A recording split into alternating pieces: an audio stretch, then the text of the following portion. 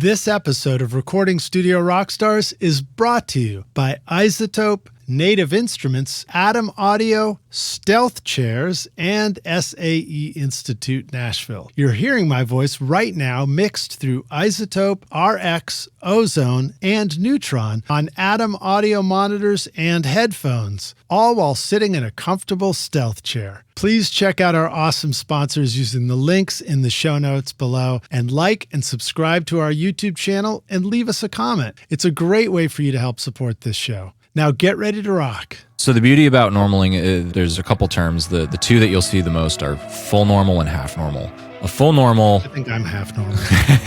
We've got a shirt. So there is a full normal means if I take signal flows from the top to the bottom, but if I take a patch cable and I patch the top row or the bottom row, it breaks the normal, meaning the second I plug into the top or the bottom, signal no longer flows from output to input, and it shows up at the tip of that cable that you've plugged in. Right. There is a cool thing that I personally only use in a couple instances. Some people think of it as like a free molt or like a free copy of the signal, but a half normal, it doesn't break on the top row. It only breaks the normal at the bottom row. And then what's cool is you could do like some parallel compression or like parallel processing with that free molt.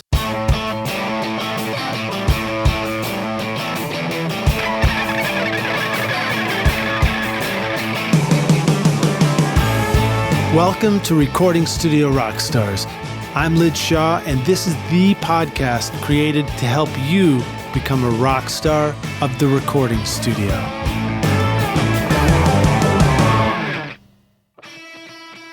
At iZotope, mixing just got even smarter. Introducing the new iZotope Catalyst series, Plasma, Aurora, and Cascadia, designed to transform your sound with intelligent processing for dynamically precise saturation, reverb, and delay. Plus, Neutron now features 3 new modules and an upgraded AI-powered mix assistant to help you get killer mixes with ease. Use the secret code ROCK10 to get 10% off the Catalyst series, Neutron, RX, or any of iZotope's incredible plugins at iZotope.com.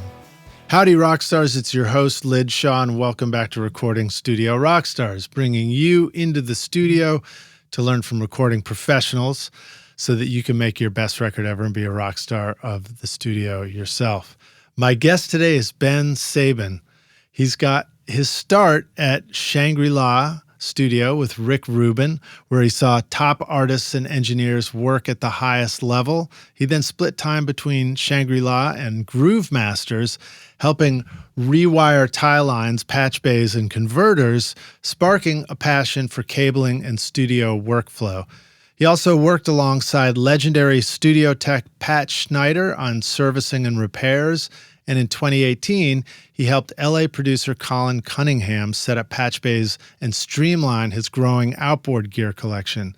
He then worked on live sound, gaining hands-on troubleshooting experience, and in 2019, he founded Trace Audio, focusing on cappy gear and custom cabling. Relocating to Nashville, where it's now a full-time business serving top industry clients. Ben also rewired my studio, the Toy Box Studio, which is just behind me through this wall and down the yard. And I quickly saw how much we could learn from him. So I had to invite him on the podcast to talk about creating the best setup for your studio. In fact, you're hearing our voices right now through custom Trace Audio cables. These are actually these beautiful white cables right here. So please welcome Ben Sabin to Recording Studio Rockstars. Ben, my man, are you ready to rock, dude? I'm ready to rock, Lij. Dude, thanks for your patience. It took me a while to, it's actually despite you making rock solid cables that sound great and work really well, I still have to use computers and TV screens for computer screens and stuff like that. And it took me a minute to get things going. So I appreciate your patience. Yeah, man. of course. I mean, that's that's a given in the studio world, right? Like, it's not if something's going to go wrong, it's when. Yeah, exactly. Did you spend time, so you were learning about the cabling and the wiring when you started out at Shangri-La, for example. Were you also doing a lot of maintenance stuff, like deeper maintenance on the studio? And did you get into that world at all? So I didn't really get into like deep like heavy repair stuff. However, what would happen is when we'd have like an off day, because the way things would go at Shangri-La is like sometimes we'd be in there for 3 to 4 weeks straight, just like doing a big session, because artists would come and like live at the studio. So we'd get breaks few and far between. So a lot of times it was like, okay, we got 2 days. We're going to have Pat come in or one of the other techs in town. And, you know, they would be like tearing the console apart and getting whatever was not working fixed.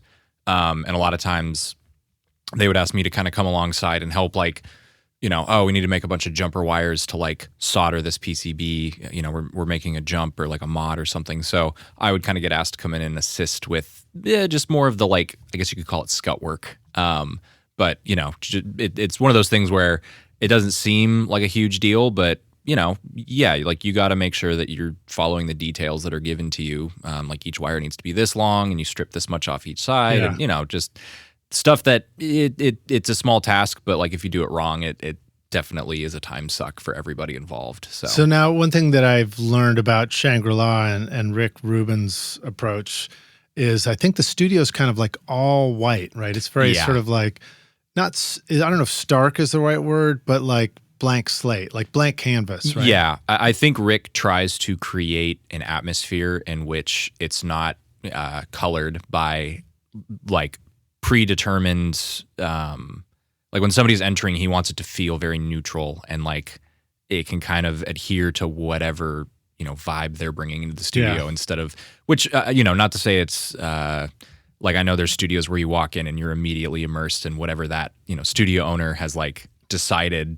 Kind of my studio. I mean, definitely parts of my studio. It used to be that way big time. Yeah. I was all about the, like, you know, as much personality and character, but it was fascinating to like hear about that other approach to doing the studio. And now, of course, here we are with beautiful white cables in the podcasting studio, which is still begging for a name. So Rockstars, if you're watching this, drop a comment and let us know what we should call this thing. One of these days I'll pick one. Maybe it's just a recording studio, Rockstars HQ for now. There you go. But did you guys actually outfit the studio with white cables? No. So I think most of the actual like recording control room and like live, I know the live room is pretty much left untouched from when Rick bought it. You know, so I think there's a lot of like the original like black cables and stuff, but it's been cool. Like it's full circle. Like there's been a couple times where the manager of Shangri-La's reached out and been like, hey, can you actually build us some cables for, I think we did something for Rick's podcast. I know we built some of the headphone cables for his MyTech private queue system. Oh, right. Yeah, the private queue. That's supposed to be one of the best headphone systems out there, right? Yeah. When you can get them. When you can get them, because they stopped making those, I think. I don't know what the story is. I think they're like perpetually on back order. So yeah, we've had some fun stories of customers that bought them, didn't get them, so we had to help like, you know, basically reconfigure their studio queue system to outfit something different. But so what is it? What is it's MyTech, right? Yeah, MyTech. What is that headphone system, in case the Rockstars don't know? So basically it's a fully analog hearback system. I believe the first gen was on a DL connector and they switched over to it's a Centronics connector. But yeah, basically you plug it in, the cable carries power and audio. I think it's 12 channels. And it's analog, right? Yeah, fully analog. There's no digital. So, you know, it is for sure like one of the better sounding headphone systems out there. Very simple, you know, just knobs to turn up and have some simple panning functions. But I think for when an artist uses them, they're not super complicated. Yeah. Well, and I think they're also just high quality sound, right? Yeah. So when you've got an analog signal, you know, you're not going through any more digital conversions. There's no added latency. And that can make a difference in the studio. I've actually tried, I have an analog setup. It's actually just the Behringer headphone, you know, thing with a more me input. So you can kind of add a little more of yourself if you want. In fact, you've seen it when we were down there working on the studio, but but I've also tried doing some digital stuff, and I immediately noticed that you know, you have to be careful with the digital, make sure you don't add a little bit of latency, because it really came back in the headphones, and I was like, ooh, you know, you have to be inspired by what you're hearing while you're working. Yeah, Q system, I mean, we've done a ton of studios, and unfortunately, I think Q systems are kind of that's the thing that everybody sort of puts to the end of their priority list. And I usually tell people like, hey, if you're going to spend, I mean, if you're going to be a tracking studio, you should really allocate some funds towards that, because it's one of those things that you don't want your artist to notice it in the way that they put it on and they're like, oh, great, like it just sounds good. Yeah. But yeah, nothing's worse than artist sits down at the drum kit or at the keyboards or whatever, and they put their headphones on and they're just like struggling to get a good mix or a good balance, or, you know, just hear themselves like that. That's the last thing you want to fight with, because, you know, that kills inspiration. What are some of the other headphone systems? When you said it's one of the top ones, are there others that come to mind for you? Man, there's not, I mean, there's a lot of people making these like cheaper digital boxes, but the one that does stick out is, and we've had the ability to actually work with Paul on these, which has been cool, but Wolf Audio just came out with their new Memore box, which same idea. It's all analog. It has a lot of really cool features. Like there's a talkback mic built in. There's actually, it's like a talkback loop, so you can actually get like a control room talk back into the box, and then you as the artist can talk to the control room. Right, because that's a crucial part of tracking sessions. You want to be able to totally have a conversation easily, and sometimes, you know, if you're playing acoustic guitar, your mic is right there in your face or whatever, or you're on the vocal mic, it's easy to talk back, but with other things like drums or a direct bass. Totally, yeah. How are you going to communicate, right? What's cool about that system is I believe it's a 12-channel box. You have 8 mono and 2 stereo. You obviously have your talkback, and then you can get a control room feed talkback, but there's a ambient mic on it. So you can, like, if you're playing and you want to feel like you're in the room and not so much just in your head, you can turn up the ambient mic and, you know, feel like you're in the space you're in instead of just in your head. Yeah, totally. But yeah, that system has a lot of headroom, and it's just a really decent system. All right, well, give us a little bit more backstory on you know, as an individual too. Like, you were at Shangri-La, which is like kind of like I can't wait to hear about that. I mean, there's like a lot of fascination around Rick Rubin and his studio and everything. But also, like, did you start out as a musician? Or are you a musician first? Like, what got you into this stuff? How do you end up in a studio in the first place? Yeah, so I kind of found music at a young age. I found a keyboard in my dad's attic and kind of pulled it down, plugged it in. It worked, like, played with the sounds, and just like really got drawn to piano. It was right next to the box of Jumanji. Right. Yeah. So really got it interested in like that side of it, like purely just playing by ear. You know, the big artists on the radio that I was listening to was like One Republic, The Fray, Coldplay. So like, and a lot of that's very like piano driven music. So I would like try to learn those songs that I was hearing. And you fast forward, my dad's an electrical engineer. So like that kind of, I guess, sort of infused a little bit of interest in the electronics. Like I had a soldering iron in my hand, probably in middle school. That crossed that question off the list. When did you start learning how to solder, you know? Yeah, like friends would have like, oh, I need to replace a battery in like one of my like game cartridges, and I would do that for them because, you know, I had an iron and knew how to do it. So, but yeah, so like I feel like I had kind of both of these interests sort of happening at the same time. And I got a job at a grocery store in my hometown and saved up all summer for a MacBook Pro because I was like, well, I'm really interested in playing music, but the whole process of recording it really fascinated me. So I saved up, bought a MacBook because I knew it would come with GarageBand, and I was like, you know, after doing some research, that seemed like the best like entry level way to figure it out. So I got GarageBand.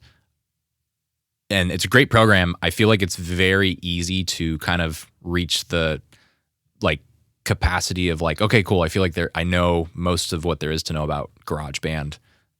So then I think I continued to save at my my high school job until I could buy, was it Logic 9 at the time? Yeah. So I bought it was back when software came in a box set. So I actually went to the Apple store and bought Logic 9.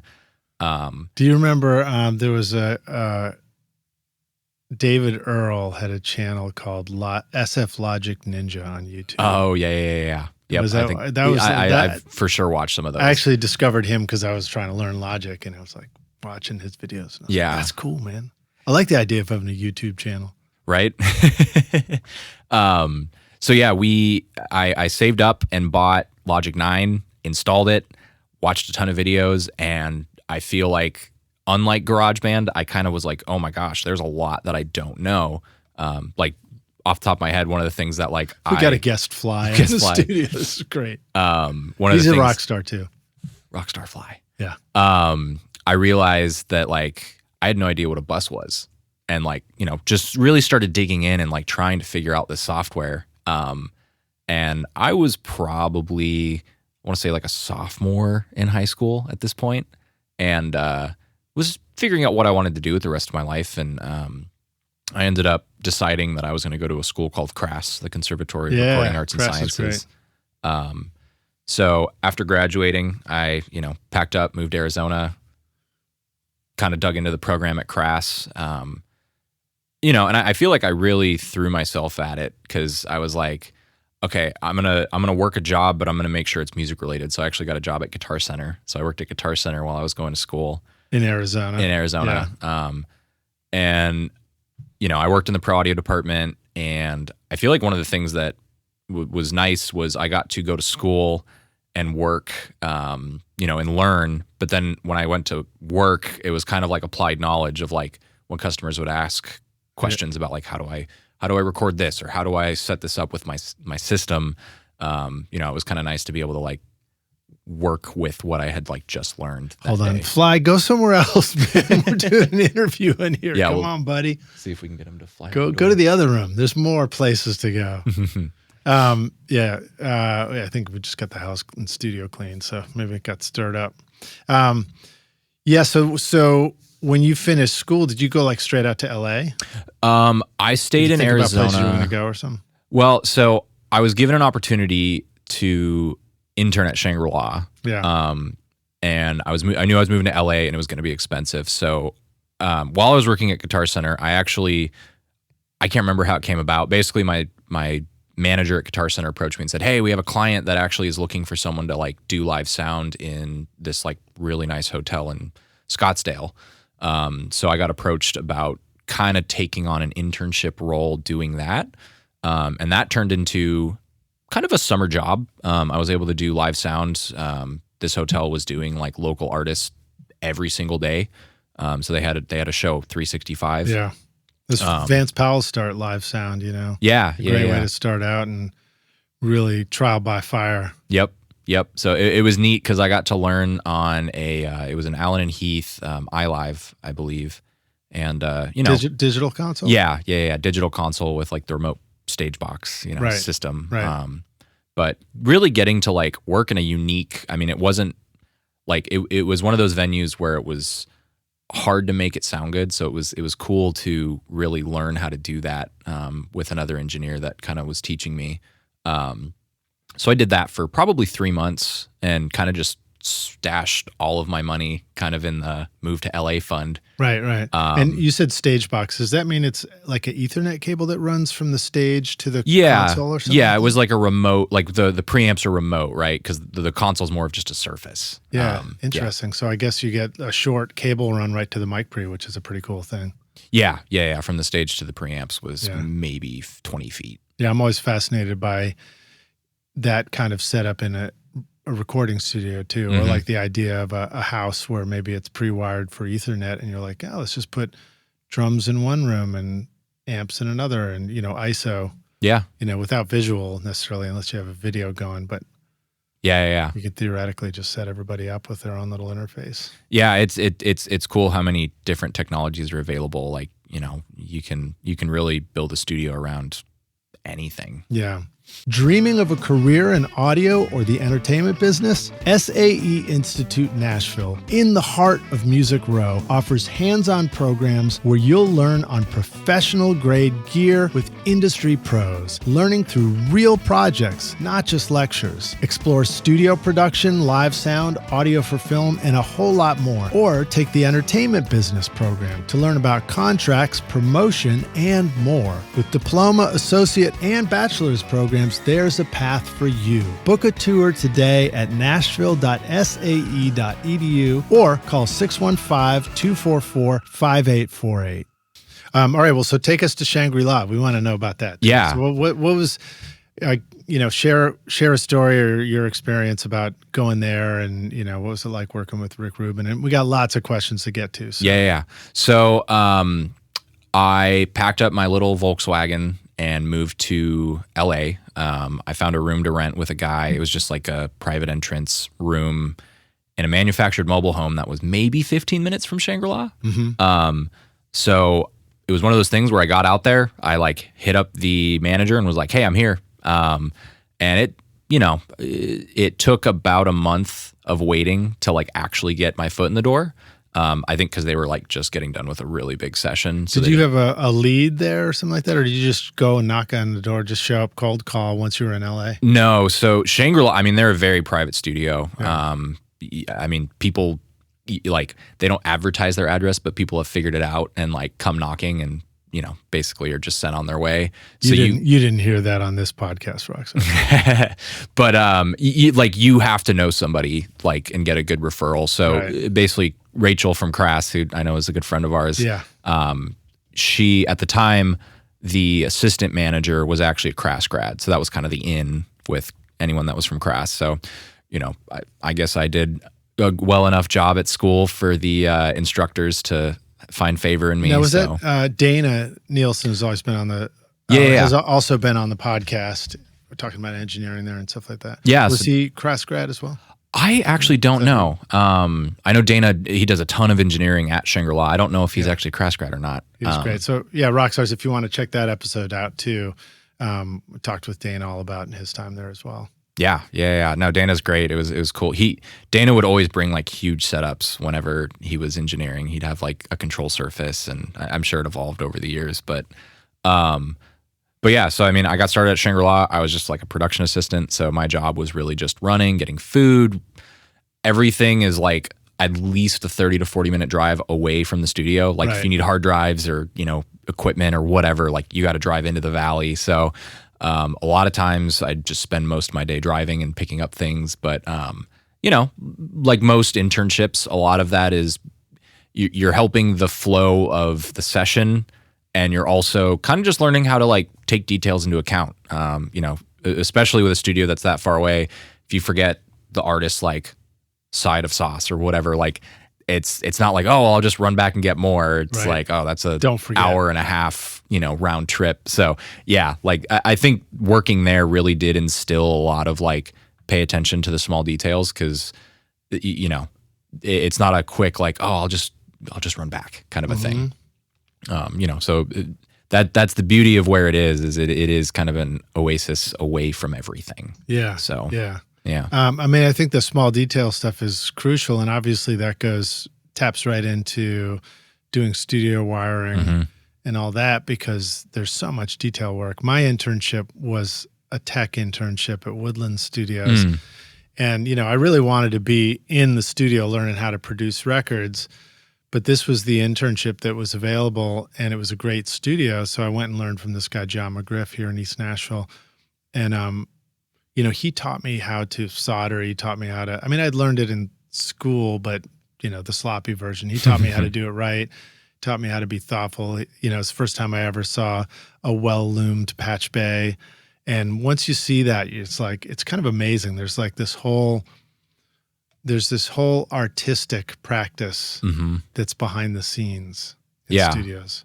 Yeah, it that's one of the things that I've really enjoyed about starting Trace Audio is I think we can kind of bring the artistry of the wiring, which, at the end of the day, that's not the focus. Is to create a space where someone can make music like that. That's why I built the company I built. I want to help people be able to just focus on being creative. But I found that, a lot of times the wiring and kind of the mess that comes with that, you don't realize like how much cabling does it take to like wire up a console. And if we can do anything to help the workflow be, oh, I have an idea, and you can be recording, your guitar part, or you can get your keyboard part down in like, 10 seconds or 30 seconds. That's way better than the like takes you 30 minutes to like get it all set up and plugged in because you're digging around and So I think that's kind of like, for me, I've found a passion in helping others like figure that side of it out, because it can be a lot, especially when it's, more than a 2-channel interface. Yeah. Okay. So jumping back for just a sec, just give us a brief description of like Shangri-La and Rick and working with him, or anything you remember learning from your time there. Yeah. So, I mean, like I was saying, I started out as a production assistant, and I got to meet a lot of really great guys while I was working there. We would do a lot of moonlight sessions where, there wasn't like the main artist that was working in the studio during the day. So we would take the nights and kind of like bring in artists that we had found. And, I cut my teeth recording a lot at night with some of the other guys at Shangri-La. And, man, I mean, there's a ton of stories. I got to work with some big artists. I think probably the one that comes to mind is I was asked to be an assistant on Neil Young, and just being able to sit in the room and like watch. We cut everything to an 8-track Studer. Pro Tools was the safety backup. John Hanlon was the engineer on that, and it was really cool. 2-inch? Yeah, track to 2-inch. Jim Keltner was playing drums. I'm trying to remember who was playing bass, but it was pretty insane to like just watch Neil come in, who, he's like, hey, I just wrote 6 songs last night. Let's record them, and just sit and like I got to do some patching and help with setup. And there's actually a song about Amazon that my laptop, the voice to text, like I was typing everything out and like recording that in for that song. But yeah, like it was just really neat to be a part of somebody else's, like just kind of watching that like flow of creativity in real time happen. And like, everybody that was in the room had a place. Yeah. At the beginning stage of our career too, it's really nice to just be in there and just sort of see how things are done. Mm-hmm. Did you find yourself doing that classic, internal thinking, which I remember doing, which is there's a part of me that at that stage that was fascinated to watch it happen, but also was like, I'd probably do it a little different, in internal dialogue, I mean, I feel like the one thing about working at somewhere like Shangri-La, I don't know if I ever had to like, I would do that differently. Because I mean, I was aware too, like I was trying to be a sponge and just like soak it all in. And, it's cool to work at a level, like a studio at the level of Shangri-La. And I don't think I'd go back and change it. However, I think advice that I would give maybe my younger self would be try to get in at a studio that's maybe more like mid-tier. Because what's going to happen is you're going to end up having more hands-on time. Right. Like at Shangri-La, it was awesome and really cool to be like a part of these huge records in a small way. But I really had to like take my time, which I didn't have a lot of, and like pour that into like side projects in order to get hands-on time. Yeah. Whereas I think like if you work at a more mid-level studio, you're probably going to get thrown in a little bit more often and get to like, get to work and be actually like hands-on, instead of, okay, I'm like working and running and, doing like side projects for the studio, but I don't actually get to like work on music until my time. Yeah. So that, again, my experience interning at Woodland was like that. I didn't get to be in on the session, so I didn't see the session flow. I saw people coming and going, and you do learn a lot from that. So in a way, I was really grateful that I got to be very hands-on with the tech. I mean, I was able to like pull cards out of a, VR90 or VR60, Neve console, and learn how to recap them and stuff like that. So pretty high dollar stuff.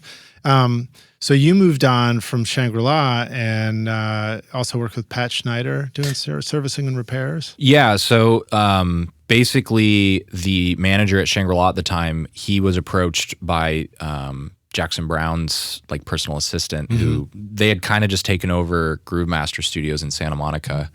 And they were like, man, we have a new endo rig. We really need to bring it into the 21st century with a Pro Tools rig. We had found out that the tie lines were all pin 3 hot. So if you plugged in a microphone, it would be polarity flipped. Oh, right. And none of the tie lines were on a patch bay. It was an older 80 series Neve. So basically the tie lines went straight into the preamps on the console. And they wanted to be able to patch the rooms. So ended up helping put a TT bay in for the tie lines to the preamps. We got a whole new Pro Tools rig, so that needed all the cabling for the, the IO and stuff like that.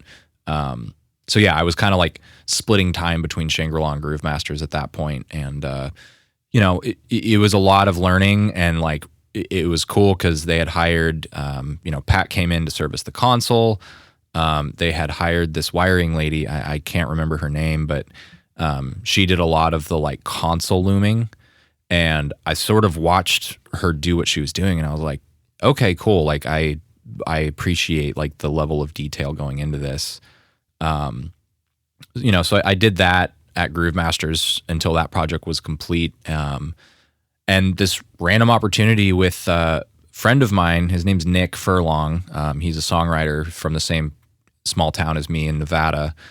They were looking for an intern, and I was like, I'd love to go work with like a songwriter or a producer at like a smaller studio. Kind of like I was talking about, like I was kind of hungry for that. Like I just want to like actually work on the music instead of just like kind of observe it happening. Yeah. So I was invited to go intern for this guy, Colin Cunningham, who was working closely with Nick at the time. Right. And Colin, he literally had like an 8-channel Apogee interface, and I think it was a BAE and a Blue Stripe hairball compressor, right? So very small, like simple setup. But you get a chance to finally like be doing stuff and so like out the gear and everything. Colin would teach me like, hey, we're gonna do drum editing. So like I learned how to like kind of slice up all the drums and edit them to the grid, and not like hard grid everything, but just he taught me a little bit of the feel. He taught me a little bit of the tech, and just really kind of got more into hands on with the music. And I got to get credit on a lot of really cool bands working for Colin. And what was it was a guitar was your first instrument? Is that piano. Oh, piano. Yep. That's right. The keyboard that was up in the attic. Yep. Yeah. So like, and Colin, phenomenal drummer, great guitar player. I think keys was like not his strong suit. So a lot of times he'd like ask me to just like, very simple, like kind of chords under like whatever song. So I'd help like fill out some of the track beds a lot. That's fun. Which was neat. And, well, you had mentioned that you were able to help him, set up patchbays and streamline his growing outboard gear collection. Yeah. Were your words. So what is that, what kind of stuff goes into that?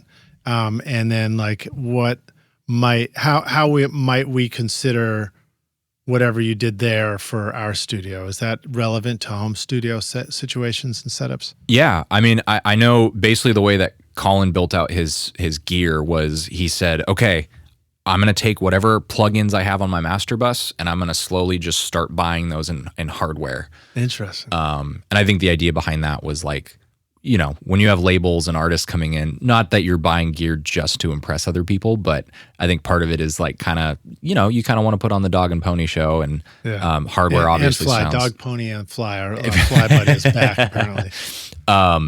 So yeah, like you really want to have, you want to have really high quality gear that sounds good.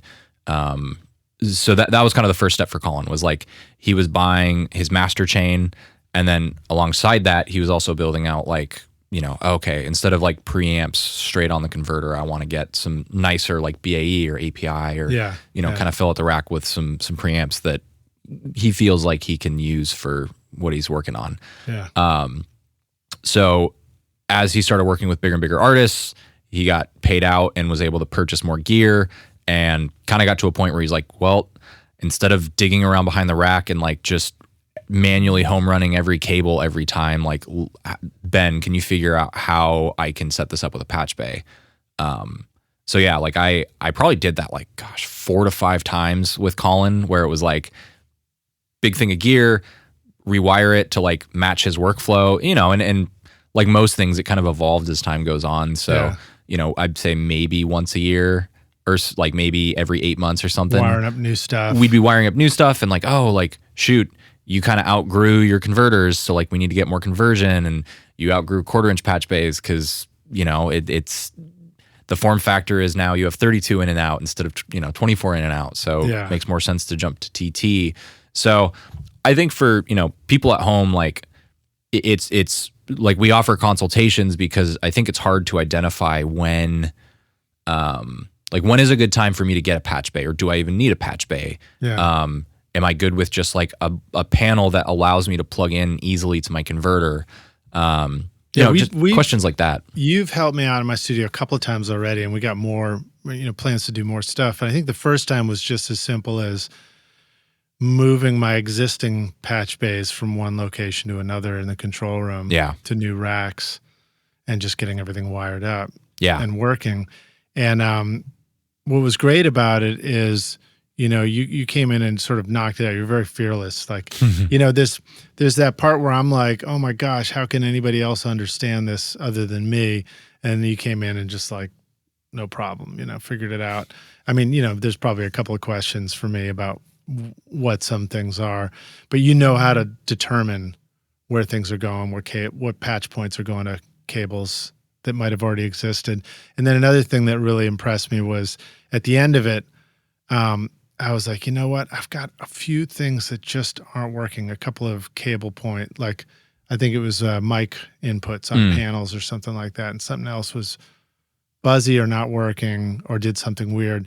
And you shot that thing out and you fixed it so fast. And I was like, that's awesome. You just pulled out some testing thing. And then more recently you came over and we did it was like, I guess we'd call it an in-between phase where it's like, I'm all right, I've got new gear. I want to get it at the patch bay, but I'm not ready for the full overhaul. Because that's another thing. Sometimes we think about our studios and we're like, oh my God, I wish it functioned better, but like, it's too massive a project for me to even wrap my brain around. It's like, it's going to have to be huge and then you don't do anything. Yeah. And it was cool. You came in and we're like, we can just put this rack up on top here. We'll put some gear there, tie that into the patch bay. And then you printed new labels for it. And it's like, it's so much nicer right now. It's so much nicer working in there, Yeah. I think that's a big thing we run into with clients too, is either they don't know where to start or like they've got this system that they've spent years building, right? And it's hard because it's like, well, you're so busy and it's hard to like take downtime to fix it. So a lot of times what we'll do is we'll try to come up with solutions where either it's phased out so that we can do phase 1 and you're still working and then do phase 2 and you're still working. Yeah. And sometimes we have clients that end up where they're like, oh, like I'm going to be on tour for a month. So like, here's the perfect window to just come do the overhaul. But yeah, like we kind of work with a whole span of different kinds of people that, like they're in one of those situations where it's like, oh, like I don't have time to we can't rip it all out right now and like start from scratch. So trying to find ways that we can,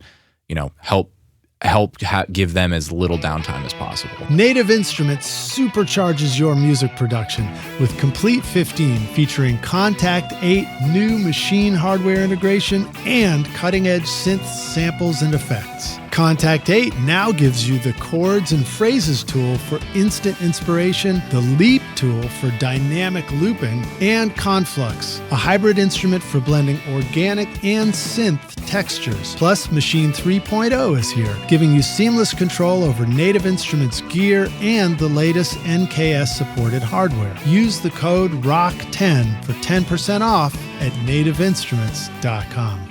Yeah, so as far as that big overhaul goes, I would love to do a big overhaul in the studio.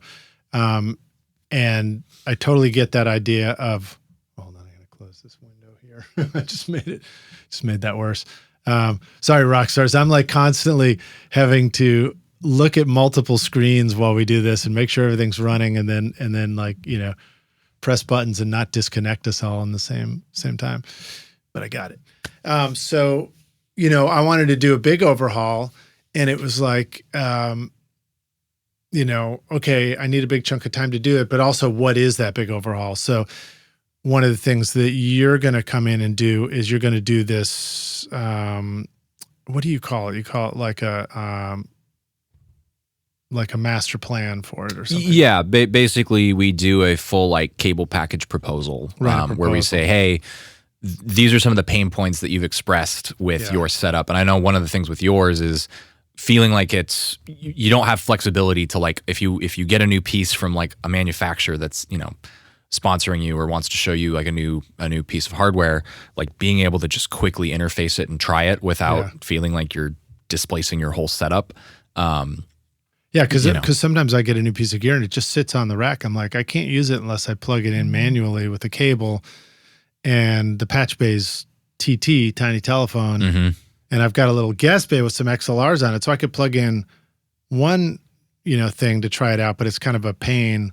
So yeah, it'd be cool to have more of a setup where it's like you can just pop a piece of gear into the rack. Yeah. So there's lots to talk about related to this. So for example, my studio began as a hardwired patch bay that I did myself. And I'm sure there are people listening that totally understand this. So like if you've been doing this for decades, then you got all these iterations of your studio that pile on top of each other, and it becomes like, bloated software is how it feels, So I've got like the old 3-row patch bays that I had to, hand wire everything directly onto. And then I've got the newer ones that we wired D subs onto the back of at one point, because I learned like, oh, wow, that's a way that you can connect your patch bays to the cables, run a cable to the rack, and then sort of break it out to your gear. And it's, it's more flexible. You can move the patch bays later on, because otherwise, if you hardwire everything in, like it ain't moving. Yeah. Basically, right. Yeah. And like one of the things that I really like to kind of bring when we're helping somebody in a studio is modularity. Like patch bays can be very complicated, but breaking it into, okay, this rack is wired with this many ins and outs, and this rack is wired with this many ins and outs. Yeah. And trying to keep it where it is flexible, and if outboard gear changes, it's updating a label instead of updating all the cabling. So yeah, I know like one of the things that with your studio, we're kind of at that in between phase of, okay, you've got kind of the existing cabling that you've sort of built up, and we've kind of got it to, I'd say it's sort of at its limits of, okay, like there's as much stuff packed into this as we can. It's definitely at its limits. Yeah. So I know that's something we've been talking about is, basically getting into instead of hard soldered patch bays with like D-sub tails, maybe getting some, just fresh either D-sub bays or maybe the E3 Elco bays. But yeah, finding a way that keeps it flexible for you as you change out gear. Because, the nature of what you do, you're going to get new gear from manufacturers to check out and talk about. So, or you just get new gear for your studio. Totally. You want to use it. Yep. So when you use the D-sub thing, you're like, oh, wow, this is very flexible. But then you realize, except for the fact that each D-sub is 8 patch points, it's 8 lines. Yep. And you're like, what do I do if I've got 4 pieces of gear and I don't have the other 4 pieces of gear, and where does that go? And now, like, do you have breakout snakes that need XLRs plugged into those? And it gets kind of messy quickly. Yeah. So then, I learned from you that there's other patch bays you can consider too. There's other connectors where you can actually connect one line at a time to the back of the patch bay, and it's still neat and organized, right? Yep. Yeah. So the most common ones that you can get today is D-sub or E3, and E3 is basically it's a small 3-pin connector that kind of looks like a Firewire 400, but essentially instead of blocks of 8, which works great at like a lot of converters are in D-sub. Yeah. Some newer like SSL consoles, and there's a few companies out there that have like blocks of 8 on D-sub. However, anybody that's put together a system with D-sub patch bays kind of knows what I'm talking about is maybe 80% of it is just D-sub to D-sub or D-sub to breakout, but then the other 20% is like really funky, like, oh, I need 3 lines to run way across the room here, and I need the other 5 to run across the room here. And you just kind of end up with these big wads of XLRs, and you just kind of deal with it. Whereas like E3, you have a lot of flexibility. Like you can use 24 channel multi-pair cable, and like have that go to triple D-sub if you're, doing 24 converters, or if you have a 32 channel console, you can use 32 channel multi-pair. And it just keeps things really organized and like numerical on the patch bay side. But it also keeps things like really clean on the gear side. Like if you only need 2 channels or 4 channels and you don't need a whole D-sub breakout, we can just build a 4-channel cable to run to that stuff instead of having to do. And what was that one called? Was that E3 or? Yeah, E3. Okay. Yep. And then there's other when you get into the sort of high-end, really fancy studio stuff, you start getting into things like Elco connectors and all that. I think when we were wiring up Woodland Studios, we would, oh, look, there's our buddy. I'm calling, this is Bruno, because he just wants to be with somebody as fly as me. You know what I'm saying? So, or Brundlefly. There's a throwback for you, rock stars. Drop a comment in and let me know if you know what that one is. I'm guessing maybe you don't, but I'll tell you later. It flew over my head. Yeah, good call. All right, so yeah, you've got all these different connectors. Something else you mentioned earlier, you quickly mentioned studios were wired pin 3 hot. Maybe do a breakdown for the rock stars, because we may have heard those terms thrown around, but it's like, what does that mean? You know? Yeah, so something that's kind of an interesting concept to grasp is I'm sure everybody's heard there's balanced and there's unbalanced audio. So balanced audio is basically like out of a microphone, there's 3 pins, there's ground, hot, and cold.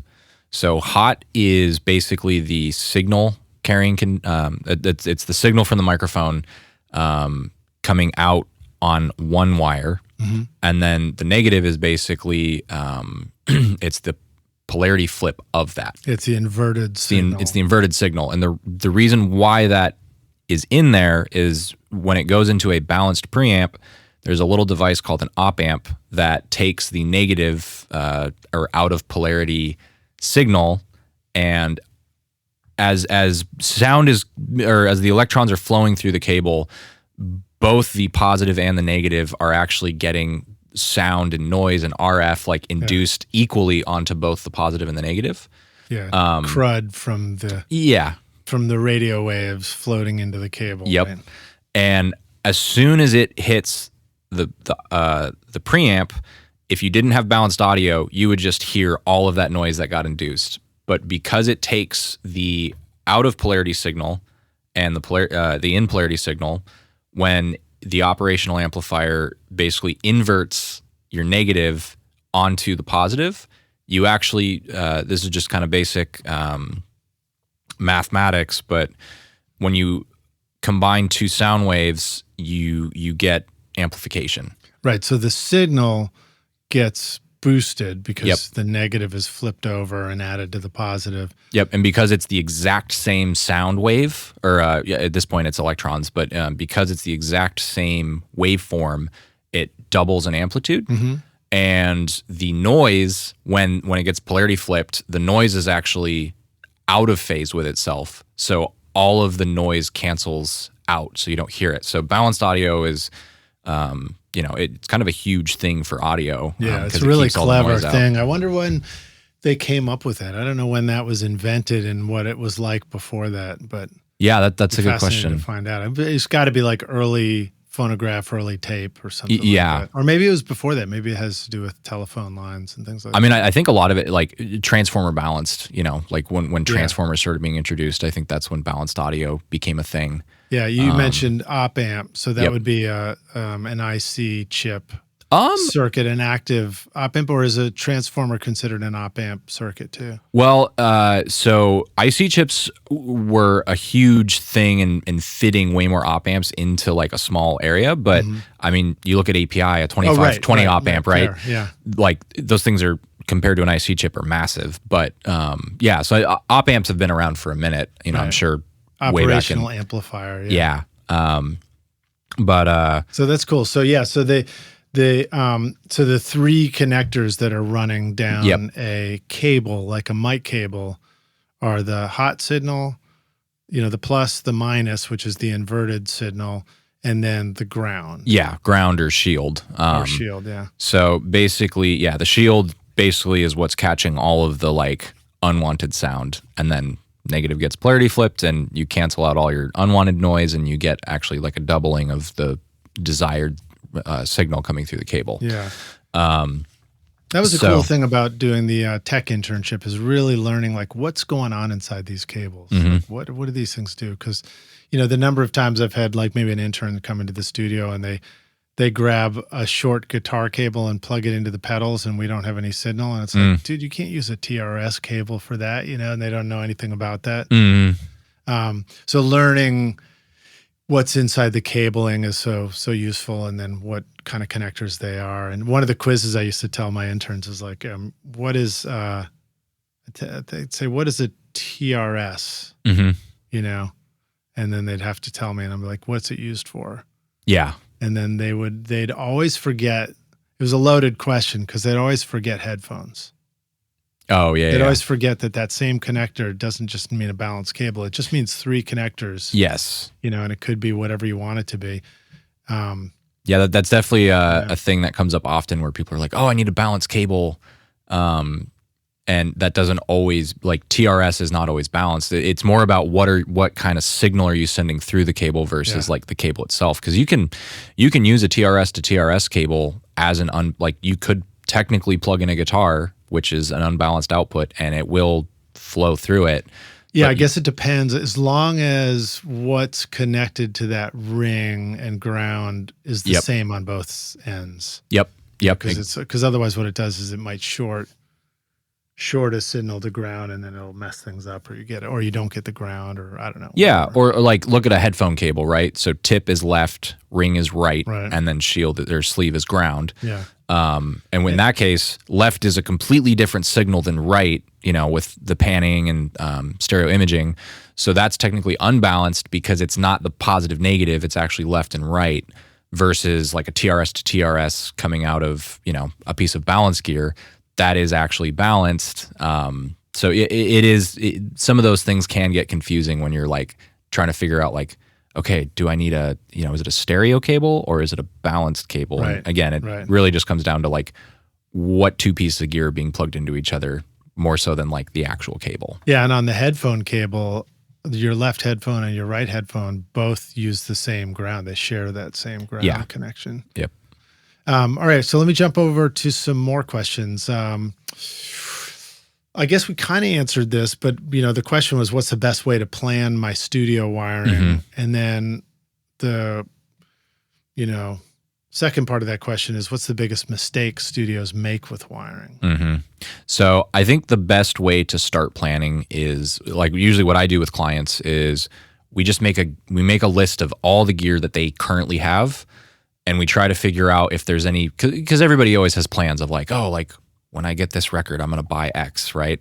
So a lot of times we try to consider, future growth as well when we're planning out, because nothing's worse than designing your system into like, okay, it's at capacity, and the second I want to add something, it's, the whole system we just built is no longer viable. Yeah, and I mean, it's great if you can work with people where when they are ready to do the next thing, they call you back. Yeah. And the answer is like, oh, sorry, yeah, you're screwed because of that first move you did. You want it to be something where people can keep coming back to you. And I love that in general, like whether it's the electrician, the plumber, the carpenter, the cleaning people, the tech, the organ tuner, the piano tuner. I like, to me, my world is so much easier when I can just find one person to work with and just have that number in my phone, and that's who I call when I need to do the next thing. Totally. It's such a better way to work, Yeah, and that's, I think the reason we've done so well is that people enjoy that, sometimes the job requires us just to come in and kind of do the bare minimum, and we'll do that. But a lot of times, I don't approach it necessarily from like I'm trying to be the sales guy. It's more like, hey, if this was my space and I was trying to use it the way that I understand you're trying to use it, here's some things that I would do in order to save myself some pain later. Because I've been in a lot of situations where I can sort of see over the hill and like, oh, I can see this problem. Let's do this small, like, pay now and save the pain that you're going to experience later, in order to avoid like, oh shoot, I wired my studio for 24 IO. But I was planning on getting a 32 channel console, like things like that, where, you try to save cost in the long run for people. Yeah. Okay. So then, was that the answer to the biggest mistake, is like wiring it the wrong way? Or is that more like you just help everybody avoid? I mean, I think the biggest mistake that I do see is people will kind of, we're all kind of hacks at spreadsheets, right? I feel like that's just something you find yourself using whether you're a studio owner or, So somebody with a studio, like you've probably opened up spreadsheets at some point. I'll get people that send me spreadsheets, and they design, and they a lot of times they just think of things, like if they're doing D sub in banks of 8. So I think it's really easy to just sort of have like a half-baked idea and just executing on it. And then you can run into a lot of problems. And, I've found that a lot of people are super grateful when we come alongside and help them kind of think through all those, like, yes, but if you do it this way, this is going to be a pain point. Yeah. And even if they still decide to go that way, I think they enjoy that they at least kind of have that knowledge going into it instead of feeling blindsided by like, oh shoot, I didn't realize that. Yeah. So yeah, I mean, I'd say the biggest mistake is just not leaving enough room for growth. Like, cool, I'm going to buy an 8-channel converter, and like they max out their patch bay, and kind of like just not leaving that room for growth of, oh, well, the second I buy that preamp, I don't have room for it. Right. So a lot of times, like, I'd be like, cool, if you need one patch bay and it's maxed out, if the budget's there, like, why don't we get a second patch bay, and we'll not cable all of it, but cable some of it, so that way when you do buy that compressor, that piece of gear that you've been eyeing, you can just get home and plug it in and just go, instead of, oh shoot, and then you wait like a week and a half to get all the stuff in and plug it in. Like it is nice to like just get the piece of gear and be creative with it, instead of like, oh shoot, I gotta do all the things. Yeah, I can't tell you the number of times I've had a piece of gear and it just sits there. Yeah, just sits on a shelf for ages before it finally gets. I might plug it in once for something, and then I'm just waiting for it to get on the patch bay. Yeah. So it's awesome. And having a patch bay is such a great way to do a studio. We don't always have to use the patch bay for everything. Have you found that some situations it's advisable for people to like selectively have a straight run from a microphone to a pre right in for vocals or something like that? Some like high fidelity critical recording thing. It's good to have that simple version plus the patch bay version. Yeah. I mean, I think there's always kind of the discussion of, well, what sounds better? Like, at the end of the day, going direct to a console, like as direct as possible, is going to give you the purest sound. However, a patch bay allows kind of that creative workflow where anything to anything is an option. Yeah. And I think that's the trade-off you just have to make as somebody that's owning a studio or like having a small project studio, is what's more important to me? Is it the flexibility to create on the fly and like use anything to anything, or is like kind of that, high fidelity, like every electron, like I need as few connections as possible. Like, is that kind of more important to you? And I obviously there's a balance between the two, but I think for most people it's like, well, yeah, I'd rather not spend hours like rehooking everything up just for the sake of removing one XLR cable, or one solder point. Almost got Brundle flying. Yeah, so that's kind of where I've had, there's a client that we had in LA that he was kind of a solo producer and would bring artists in and work on like singles. And I think he knew like, okay, this is my vocal chain and this is my bass chain. And like, he was pretty like set on that. So for somebody like that, I think kind of doing the more direct thing makes sense. Cause he's like, no, I like that CO1B only does this job. Like I'm never going to use it for anything else other than that. Then sure, like we don't need to do patch bays or, anything with that. Right. But for the studio that's like, well, I do have guest engineers coming in and they're going to want to hook up their, they're going to bring in their little 8-channel preamp situation or whatever it is. And they just need the flexibility and not feel like their entire studio got ripped apart just to accommodate some new gear or whatever. Right.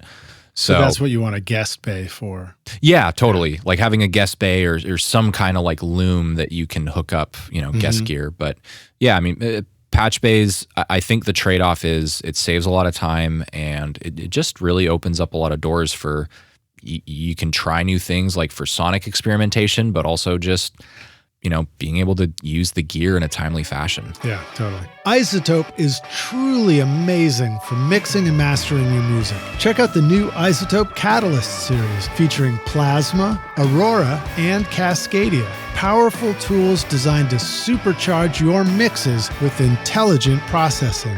These innovative plugins give you dynamic control over saturation, reverb, and delay, effortlessly enhancing excitement and clarity. And now Neutron introduces new modules like Clipper, Density, and Phase, completing your flexible, fully equipped mixing suite. Plus, the new AI-powered Mix Assistant helps you create a custom signal chain for your audio, referencing professional instrument profiles or your own examples, with easy macro controls to dial in a perfect mix. Use the coupon code ROCK10 to get 10% off Plasma, Ozone, Neutron, RX, or any of the fantastic plugins at iZotope.com. Howdy, Rockstars. We're back now for the jam session, the second half of the show. My guest today is Ben Sabin, joining me here at RSR HQ, Podzilla. I don't know what we're calling it right now. Are you ready to rock? Ready to Rock Studios. There you go. There you go. Are you ready to rock? And are you ready to jam, dude? Yeah, let's go. Sweet. All right. So I think a question that everybody is probably wondering is, it sounds cool to be able to work with you and outfit a studio, but I don't live in Nashville. So how am I going to do that? So what's your answer to that? Yeah. I mean, we've worked with clients. We've flown to LA to work with people directly. We have a few out of state projects. Like, we can travel. We can do like a Zoom call consultation.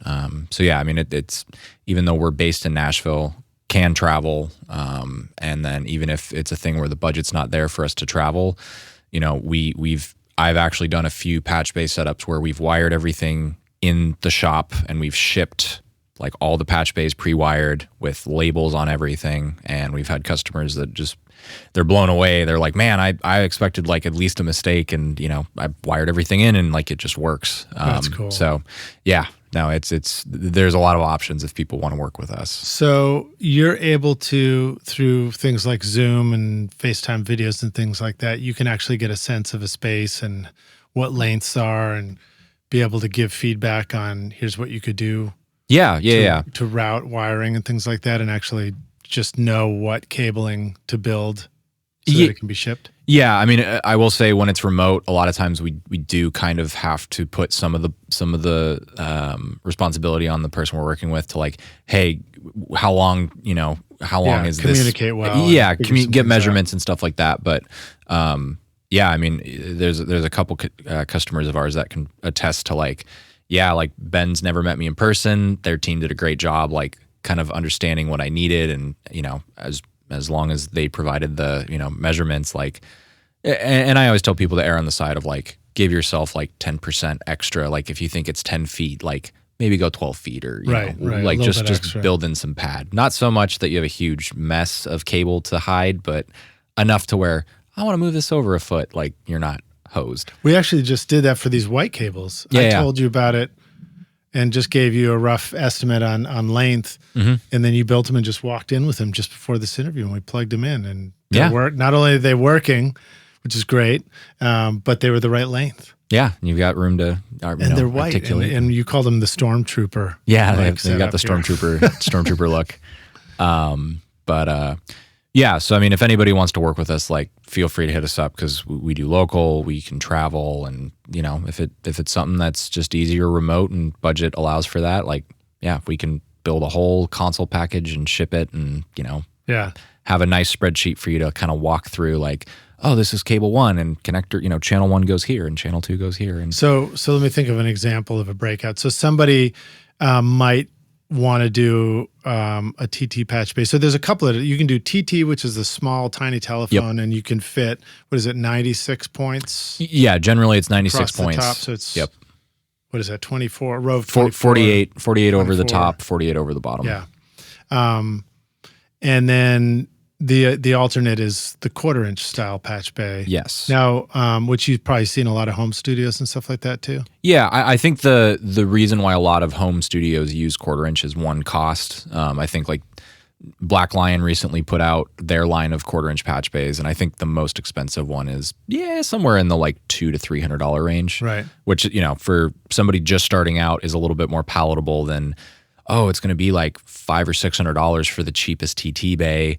You know, and if you get something a little more quality, it's kind of in like the almost $1,000 and up range. Now, those 1/4-inch designs, the cheap ones that I remember first seeing in the, you know, early on would be like you can plug a 1/4-inch cable in the front, and then on the back side is actually another 1/4-inch jack. Yeah. So you just literally run a guitar cable to something and then back over or whatever cable. Yeah, like a balanced TRS usually, but yeah. And then I've used that term just meaning like in a very like, yeah, what do we do with this home studio kind of style way? You know, it was easy to figure out. But then moving on to a pro setup, the TT ones are great. You can fit a lot of connections. Mm-hmm. It's very high quality. And then on the back, you could actually, like I said, you could physically loom hardwire solder onto the connectors and then run cable direct to things.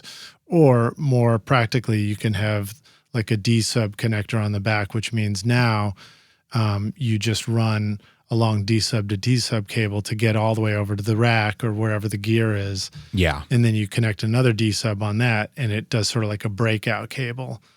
And if you're doing something for somebody, you might be able to say, all right, we'll set you up with a TT patch bay and then use, you know, what's the length run? Okay, great. You're going to need a D-sub that's 25 feet, 30 feet, or whatever it is. And then on the breakout cable, do you get really granular about trying to loom that breakout up the back of the rack and over to each piece of gear remotely? Or is it more like, hey, let's just have, you know, like a fan out kind of thing, and we're going to just put all these different connectors on it for each piece of gear? Yeah. I think for like outboard gear, I generally try to keep it very universal. So like, let's do a 2-foot fan out. So the XLRs have, you know, 2 feet, which translates to roughly 4 feet of spread. Right. So that you can plug in any piece of gear and it'll reach everything. You know, it may not look like perfectly dressed, but it's a little more fluid for if gear is changing in and out.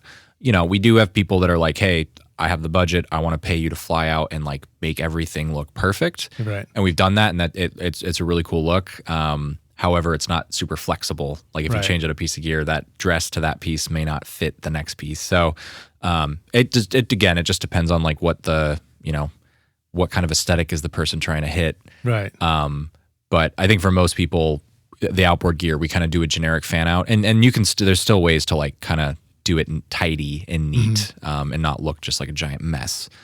But if somebody's investing in like a, you know, more of a high-end console or something like that, that's something you can help with too.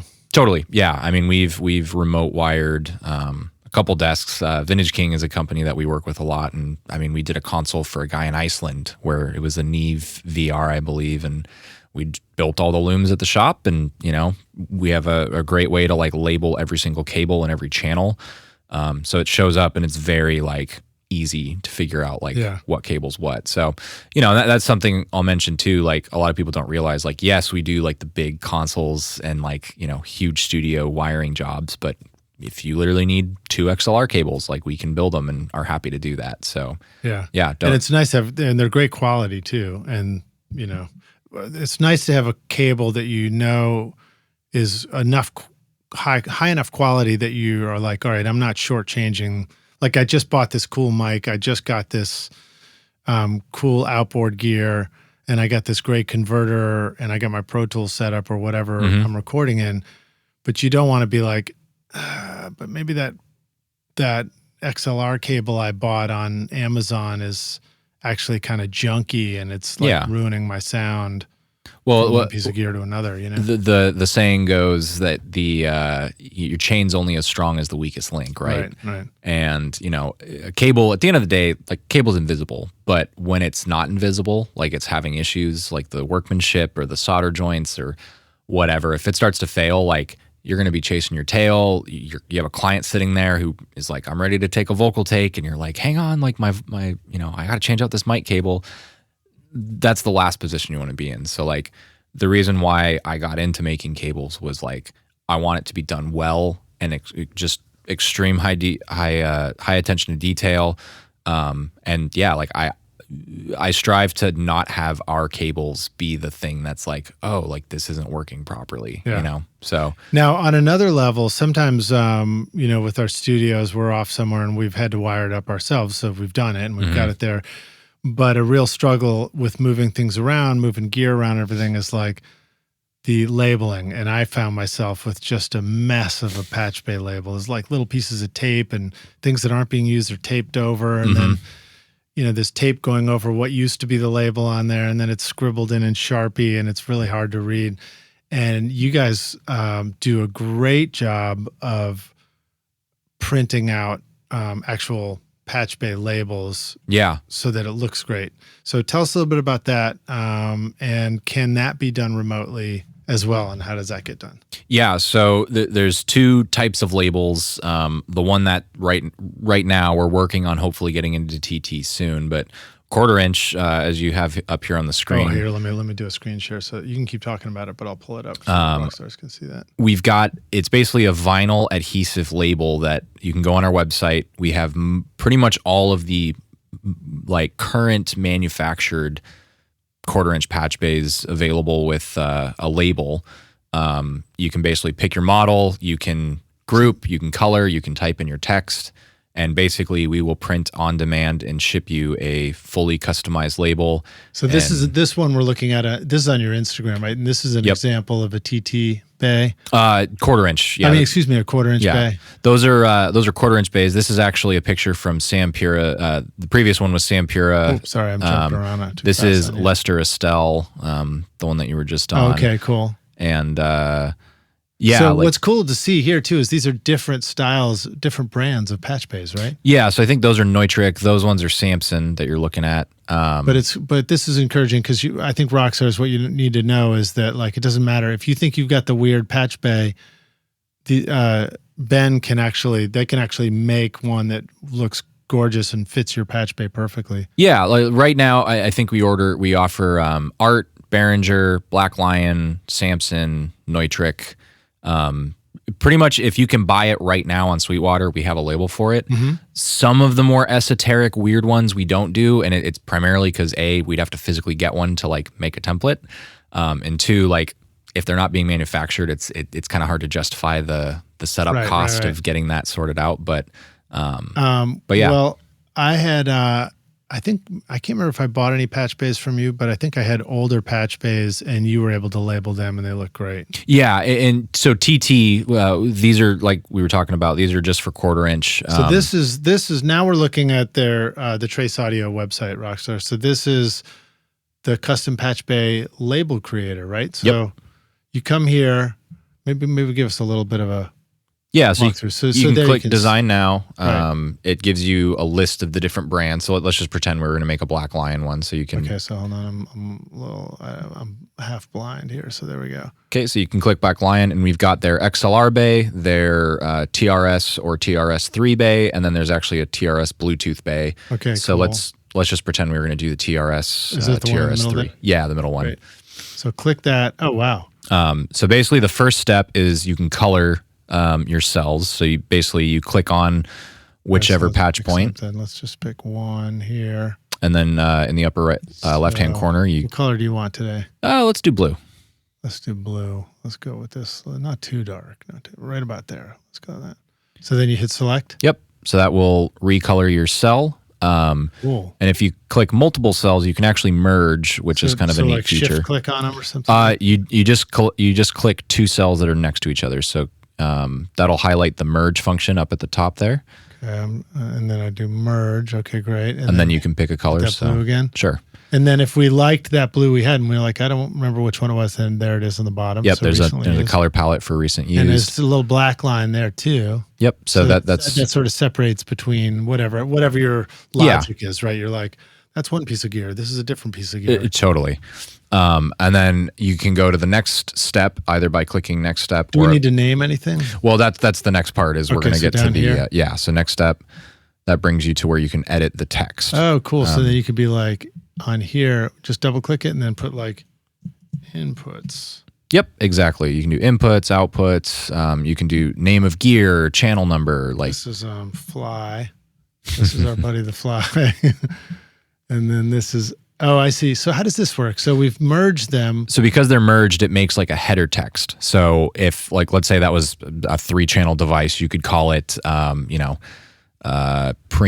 outputs. Okay. So then I'll put preamp output. Yeah. And we're putting our outputs on the top. Yeah. I mean, I think that's the normal flow that most people have. Is it? I'm all backwards. Outputs to inputs. Inputs on top and outputs on the bottom. But I think that's because I'm not normaling things together. So we'll talk about that in just a minute too. All right. So I hit return there. Now, why is this one? Oh, I see. So that was the selector. Dark purple just means that one's selected. Yeah. It'll just highlight which cell. And then, you click the word edit and you can type in your text. And then so you could be like number 1 here. Number 1, number 2. And can I tab? No, that's something my web. Yeah, I can. It just look at that. My web team's working on that. But thank goodness for web teams. 3. Yeah, unfortunately you tab out of it, but not into it. Yeah, the quick key thing, because this website is hard coded, it's a little bit more of an involved thing. Yeah, I think you just have to click it, Lij.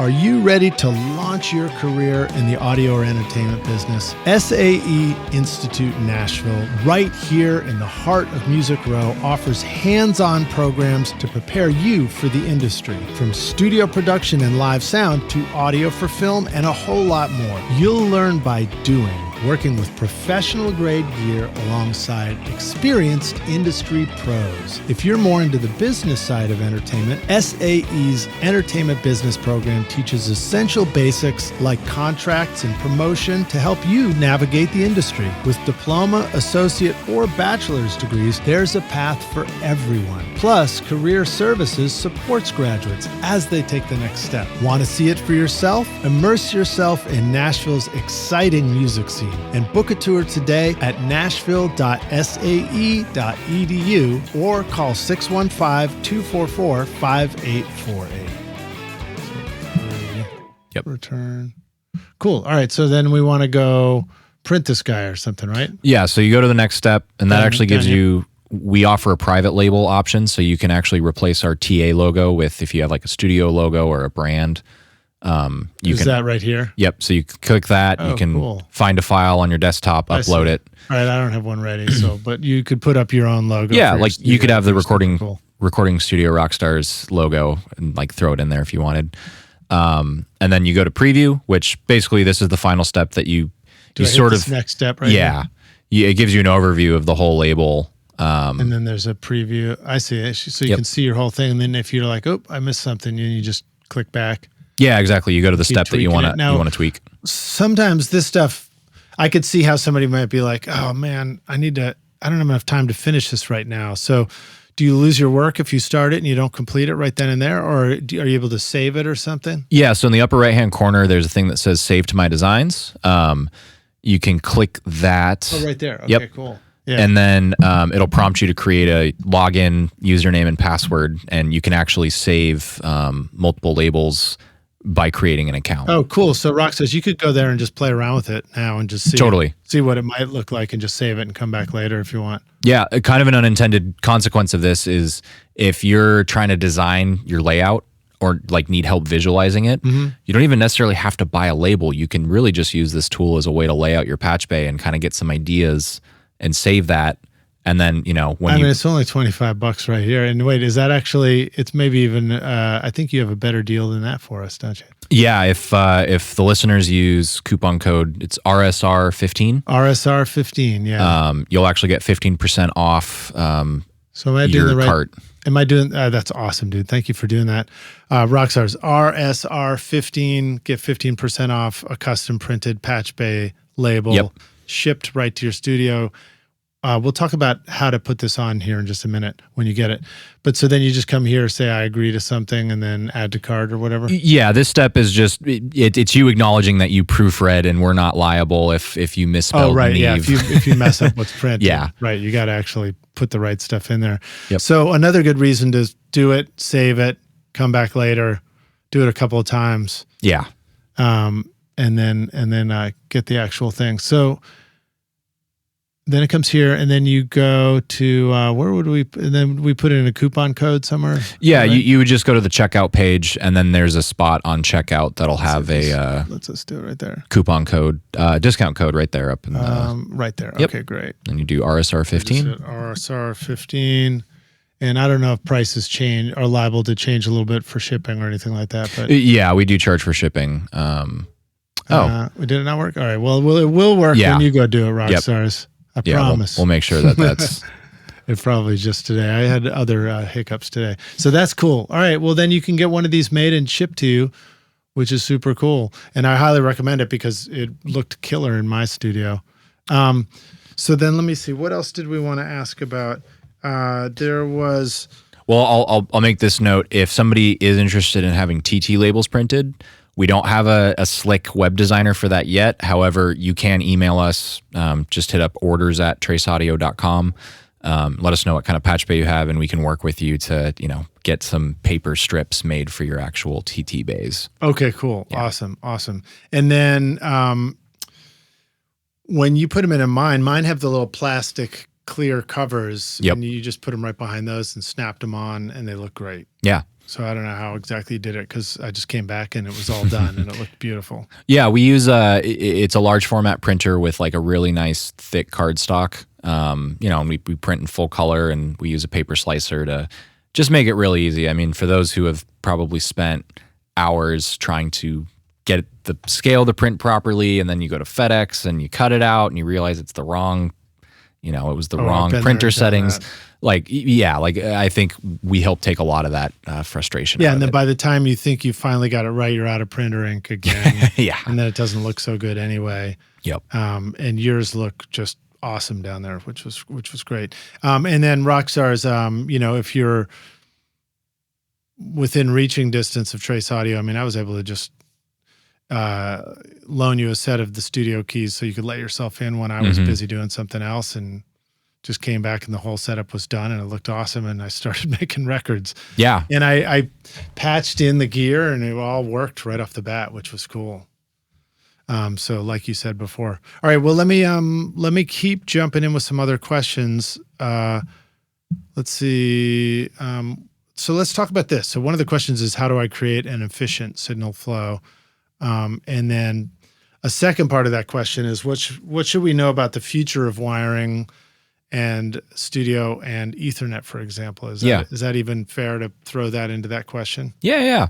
So I think, to start with the question about planning workflow, I think really just identifying pain points is a big one. And by pain point, I mean, what is something that you do? Like what is a part of your creative day that you just dread? You're like, oh man, I want to go make music, but I find myself doing X like every single time. It takes me 30 minutes to get into it. Or I find myself unplugging and plugging in this every time. Yeah. So like when we're working with somebody, we try and identify those pain points and figure out like, okay, how can we eliminate that? Like what panel or patch bay or cable can we like introduce into this setup to remove that barrier? So for example, if somebody has like a huge collection of keyboards, but they only have one stereo DI, a really easy fix for that is, okay, let's get like a couple rack mounted DIs so that every keyboard has a dedicated DI channel, and then, wire up those DIs to go to a patch bay. So now instead of, oh, I want to play this piano or this keyboard synth, you're not having to unplug and like plug into your DI and then run your DI directly into preamps. It just shows up at the patch bay, and, you can do some TT patches and boom, you're recording, or give them dedicated inputs and all your keyboards you can play at once.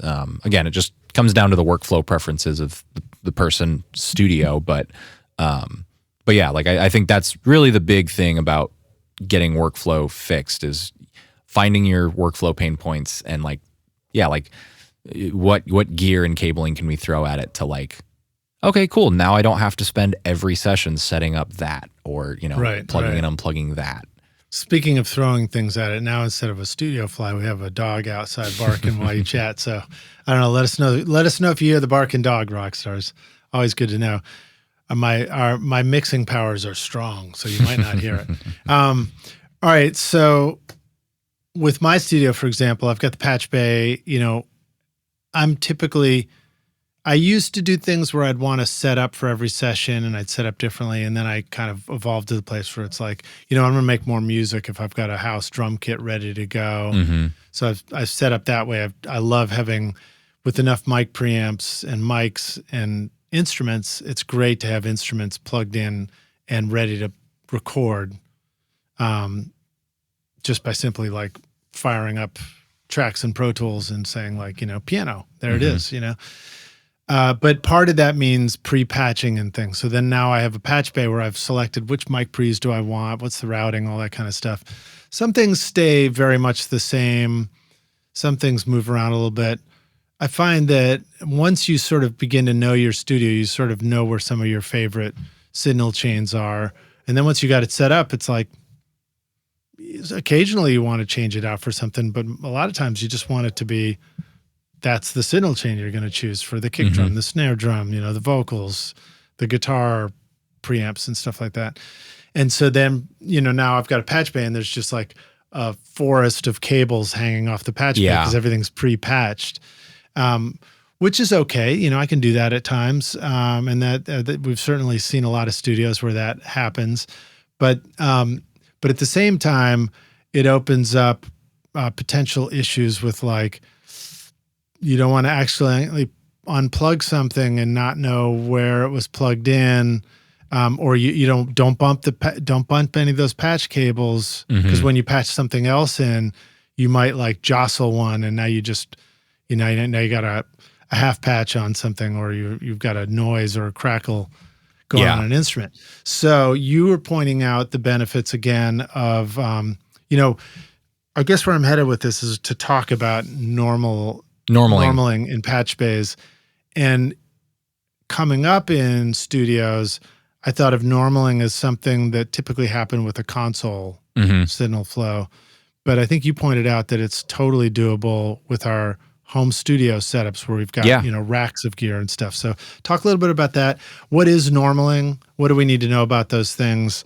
How does that work? And what are some of the benefits that we might run into if we start thinking like that? Yeah. So I'll start by defining what a normal is. In the simplest terms, a normal is basically it's setting up the patch bay with a flow of signal in a way that you would normally use it. I think for a lot of people, it kind of clicks like, oh, a normal is just like, how would I normally use this with no patch cable inserted? So the idea is there's a top row and a bottom row on a patch bay.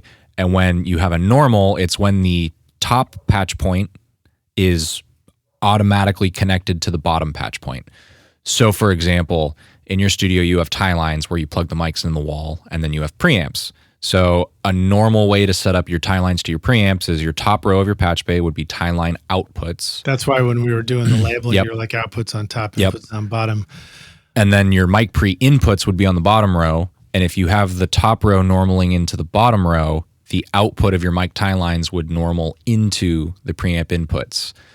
So the idea there is you plug a microphone into tie line 1 and it shows up on preamp 1 without you having to go do a tiny, a TT patch cable from top row 1 to bottom row 1. And I mean, preamp 1, so would you actually encourage, so let's say the preamps are like all over the control room in outboard gear and in 500 racks and whatever else we got.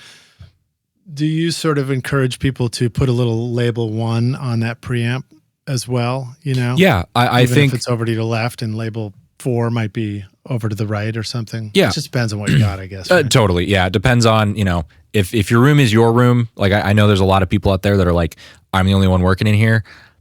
So like figure out what system works for you. But yeah, it is helpful to know like, oh, okay, I have like a huge collection of I have 2 of this, 2 of that kind of preamp setup.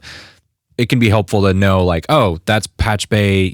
I like to go patch bay is a letter. So like patch bay A, patch points, one, or I do rows. So like one patch bay would be AB, and the next patch bay would be CD. So like, let's say your preamps are on row B, you'd say, oh, like the API 312.4 is on B1 through 4, and then the Neve, I have a 2-channel Neve, and that's on B5 and 6. So you can literally put a label. So the patch bays are the letters. A is patch bay A, patch bay B. Well, it'd be the rows, right? So rows, your first patch bay would be like AB, because row 1 is A, row 2 is B. Yeah. So yeah, like you can kind of label your gear in that way too. So you know, like, okay, I want to patch in this compressor. I've put a label on the compressor that says like, I don't know, H 11 and 12. You kind of know when you go to the patch bay where you're looking at to patch it. So it's kind of a little trick to help you out to already know where the gear is on the bay. But yeah, so with the normaling thing, it's just a way to remove patch cables from your setup, which seems counterintuitive. Like, why did I buy a patch bay if I don't want to patch with cables? But to your point, it just helps alleviate that huge spaghetti mess. Like, you're going to make a little bit of a spaghetti mess with patch cables, but you want to, if it's something where you're like, okay, I'm going to plug 12 mics into the wall, and I know that those are all going to hit the first 12 preamps, that's 12 cables you're saving if you normal that, versus if you have to patch every single one of them. It's a huge savings. First of all, patch cables are expensive. Yeah. They're not cheap necessarily, especially if you want to get the good ones. Mm-hmm. Second of all, it's less wiring. Yep. It's less cables. So if we want to go back to that thinking of like shorter cable run is higher quality audio, you're actually making it more reliable potentially. I don't know if there are issues, if some patch bays are built better than others as far as like reliability of the normal inside it. Yeah, no, for sure. I think the company that I prefer, if budget is there, is Bitree. And the big standout for Bitree is they don't use switches. A lot of companies use dip switches to change normaling. Right. Bitree actually uses something called a shunt jumper, and it's literally it's a small piece of plastic with a metal, like a bent piece of metal, and it jumpers.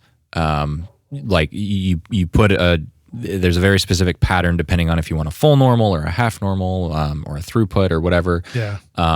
But there's no switch to get dirty with a Bitree. Right. So you don't get like built up dirt and stuff inside that mechanism the same way you would with a switch. Because a switch, I mean, I'm sure people have heard before on their gear, when you push a polarity button on a mic pre, you hear crackle, and it's because dirt gets in there.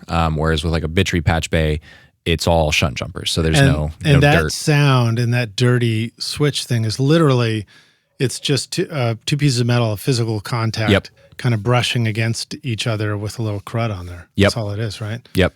So sometimes, Rockstars, if you do run into a dirty switch, I couldn't believe this. Like, first time I sent out something to a tech, and I was like, how'd you fix it? And he was like, we probably pressed the switch, a few hundred times. Yeah. Yeah, a lot of times just I didn't know that. Physical motion. I mean, you can use a little bit of cleaning or contact spray, but yeah, sometimes it's just, they call it exercising the switch. Rock your music production with the updated Complete 15 bundle from Native Instruments, featuring Contact 8 and expanded hardware integration. Whether you're crafting cinematic scores, EDM bangers, or experimental soundscapes, Complete 15 gives you industry-leading synths, sampled instruments, and creative effects to bring your ideas to life. Contact 8 introduces powerful new tools like chords and phrases for instant inspiration, the Leap tool for dynamic looping, and Conflux, a hybrid instrument blending organic and synth textures in real time. And with Machine 3 now available, you'll enjoy even tighter integration with Machine Plus and the latest NKS-supported hardware from brands like Akai, Korg, and Novation. Plus, Complete 15 features revamped Massive X,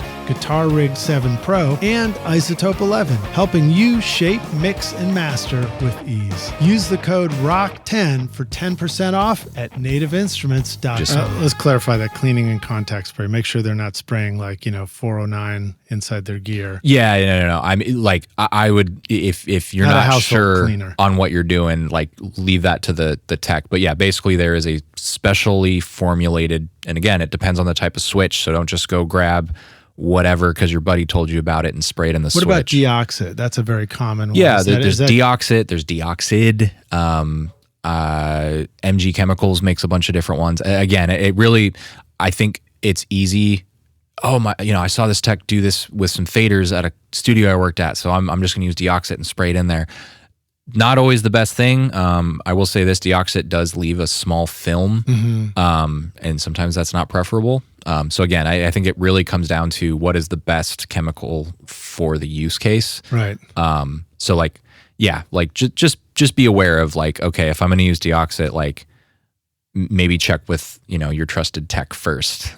If that's like the preferred way to clean, right? With because whatever you've that is. got you've got the thing that's getting cleaned. So it might be a metal contact. It might be a brass. Well, I don't know what the different ones. Is it brass? Is that There's like a carbon strip that like for like a variable potentiometer. Right. There's like actually totally like a carbon. Surface. Yeah. It's like physically crushed up carbon basically on a strip. And as you turn the pot, the like resistance changes and that's where you can get dirt and stuff on there. But yeah, you just want to make sure that whatever chemical you're using is like actually supposed to be used with that type of switch, because sometimes chemicals can melt the plastic like inside the switch, and you're going to do more damage than good. So. Right. Yeah. And another thing I was surprised to learn from my MCI tech was a pencil eraser. You can also just erase, like on the end of an edge card where those contacts are, you can just take an eraser and clean it that way, and it actually gets the dirt off it. Yeah. And it's funny. I mean, I've been in this space and worked with a lot of techs, and some guys that, they'll be like, no, this is the only way to do it. And then somebody on the opposite spectrum that like both are highly regarded and respected techs, and it's like what they're saying almost conflicts with each other. So it is funny how the space is kind of filled with some of that where, it's like music. Like some people swear by this guitar and you can only, or like this pedal and everything else is garbage. And, somebody else will say the exact opposite. It's just, it is funny because, there is a lot of like, okay, this is an absolute truth about audio and like cabling and connectors. But I think there is a lot of things that come down to preference, and sometimes that gets skewed as, my preference is the only way to do things. Right. Okay. So back to normaling. Yes. The normal connection. So there's essentially a more solid connection theoretically than using a patch cable, more reliable. Maybe a well-patched patch cable is going to be as good, but now you're running through the little short cables. Sometimes we get these cheap patch cables, and if like I've got some that are so cheap, I use them for some things. For some things, I still use them, like plug the computer audio output over to such and such a speaker. Yeah, or like a talkback mic or something. Yeah, right? Or whatever. Yeah. But if you've ever cut into one, you're like, holy crap! There's only 4 tiny pieces of copper in this thing. That was it, versus the quality stuff, which has got some real copper in it. So using the normal can avoid some of that additional fail points. In your cymbal. I've had tracking sessions where it's like there's crackles in the drum take. What the hell? And you go over and you wiggle the cable and the patch point, and that's what it was. It was like, yep, or a buzz, a ground that doesn't seat properly. Yeah, stuff like that. Well, and I think a lot of that does come down to like, when you have like super old patch bays, or like you mentioned, like cheaper cables. Obviously, like a brand new system or like a well-maintained system with, it's only brand new when it's brand new, dude. Well, yeah. Obviously, the idea is to use it. Once you get it, but it's becoming vintage fast. But yeah, making sure that like, okay, if my patch bays are facing up, like throw a towel over it at the end of the day so that dust isn't settling into the jacks and like causing issues. If it's on the kind of almost vertical surface. Yeah, or horizontal surface. Yep. On your desk or something like that. Yep. Okay, so you get that benefit from the normaling. And then I think another thing is sometimes I'll find that my stuff's all patched in. I'm out of inputs in Pro Tools, but I need to do this thing. Then you're like, oh, let me go steal some of these lines from the drums. Now you pulled patches and you're like, I don't want to have to fish these back again later to figure out which one's which. How do I deal with that? So with a normal situation, you should be able to have like a drum set normaled to your inputs. But then if you're like, you know what, I'm going to use that line for something else, or I'm going to use that mic pre for something else, you can just patch into it and it would break the connection that was going to the drum. Yeah. And now you're using it for something different, a different instrument or something like that. And then when you need to go back to the drums, all you do is just pull that cable out. So that could be really handy too. So the beauty about normaling, there's a couple terms. The two that you'll see the most are full normal and half normal. A full normal. I think I'm half normal. We've got a shirt. So there is a full normal means if I take signal flows from the top to the bottom, but if I take a patch cable and I patch the top row or the bottom row, it breaks the normal, meaning the second I plug into the top or the bottom, signal no longer flows from, output to input, and it shows up at the tip of that cable that you've plugged in. Right. There is a cool thing that I personally only use in a couple instances. Some people think of it as like a free molt or like a free copy of the signal. But a half normal, it doesn't break on the top row. It only breaks the signal, the normal at the bottom row. So again, like let's say you had output of preamps half normaled into the input of your converters. If you patch a cable out of mic pre-out 1 and you moved that over somewhere else, you would still have signal flowing from preamp 1 into your converter, and you'd have that like copy of the signal coming out of your preamp out. Yeah, like it's like a Y cable. Yeah, you can think of it as like a Y. And then what's cool is you could do like some parallel compression or like parallel processing with that free molt. Yeah. And then you can bring it back into a different input on Pro Tools, because if you bring it back in on input 1, that will interrupt because it's a half normal, so it breaks at the input.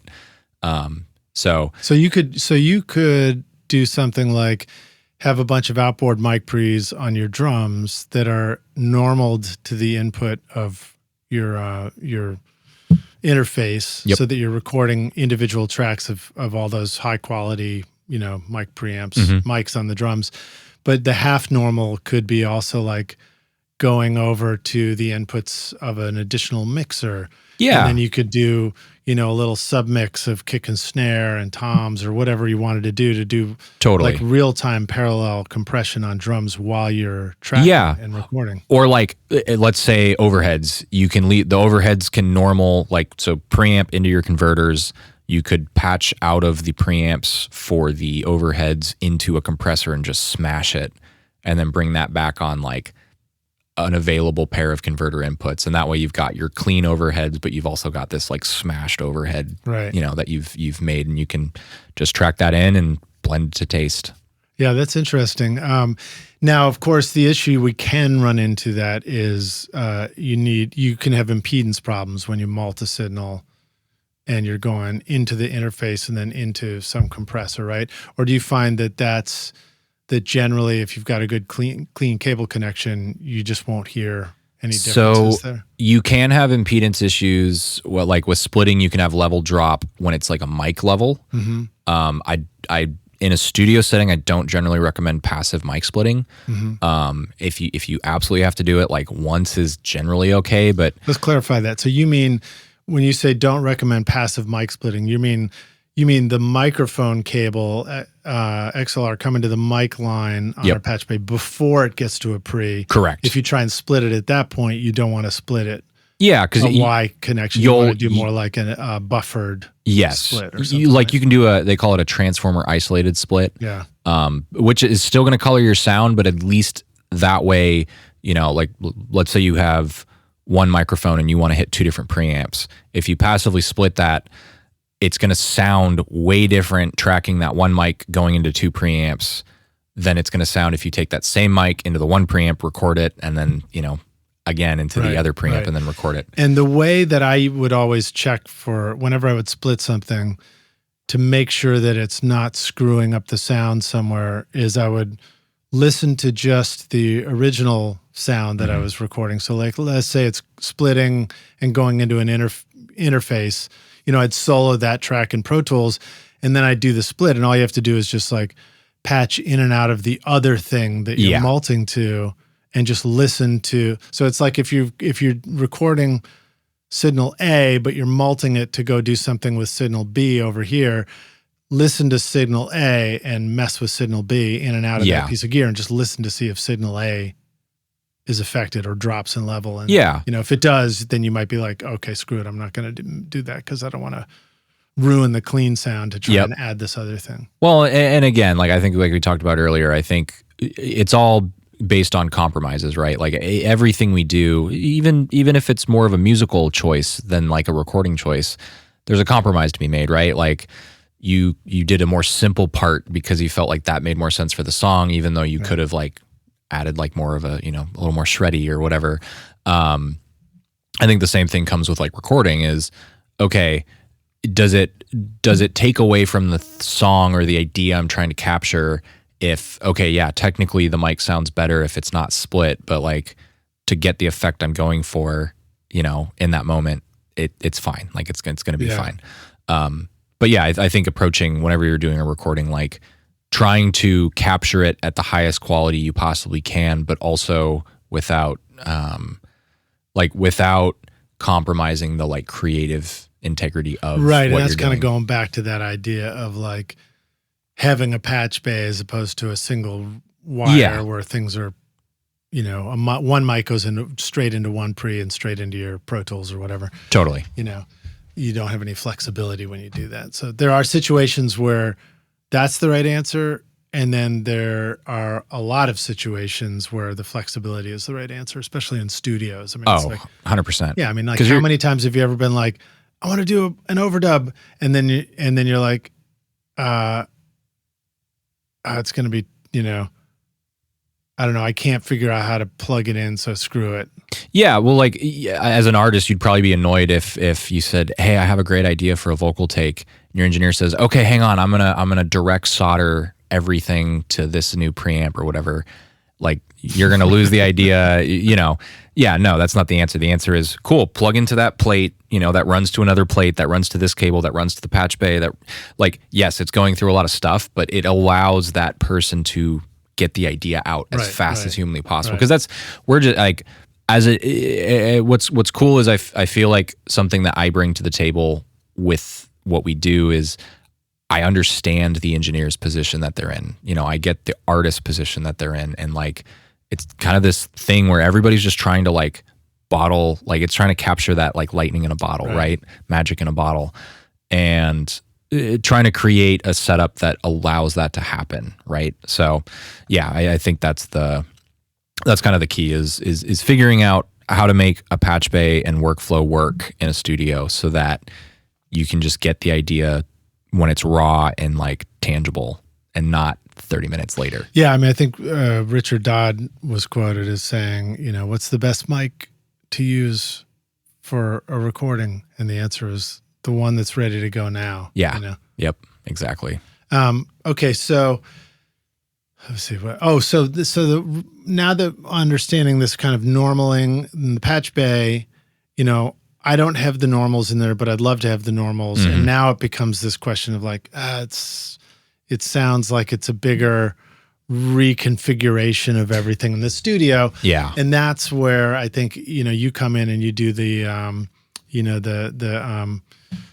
the studio design makeover kind of thing. Mm-hmm. Where you're like, let me help you with that. We'll show you what it could be. And it was great, and I'm really excited to finish out my studio and get it going where I've got everything wired in properly and I've got the normals in place and stuff like that.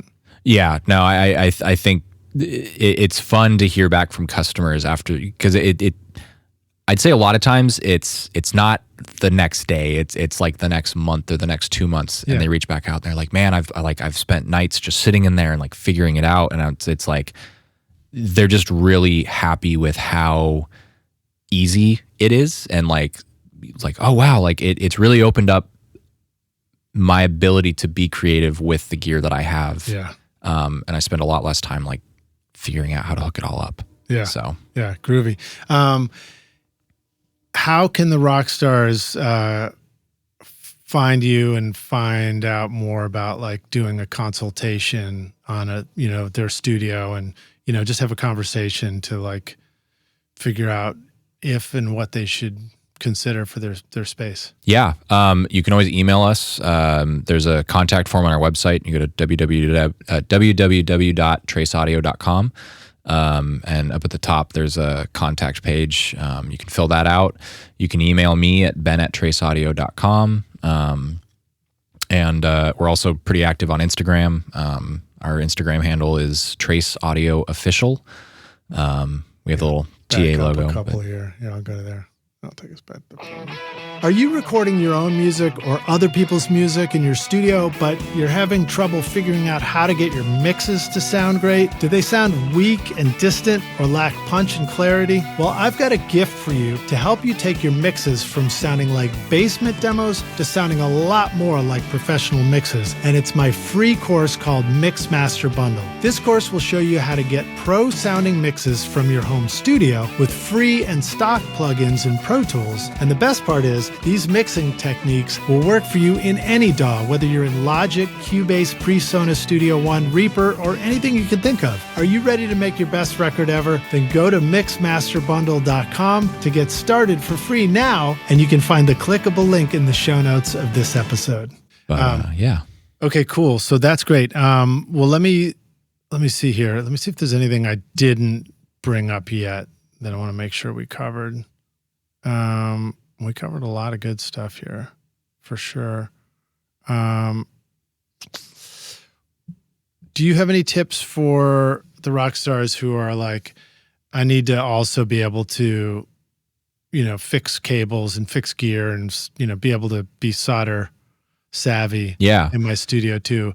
I guess one of the questions I had were, as far as like, I understand that I want to work with you to redesign my studio and get it going, but I also understand I also need to have like the studio sort of solder repair kit and be ready for some basic fixes and repairs because, a mic cable will go out. Totally. Stuff like that. Some will start acting funny, and half the time or more I could get in there and probably fix it and get it back into use. So what do you tell people when they ask you about, what kind of basic tools they need for their own studio maintenance? Yeah. So, obviously getting a good soldering iron.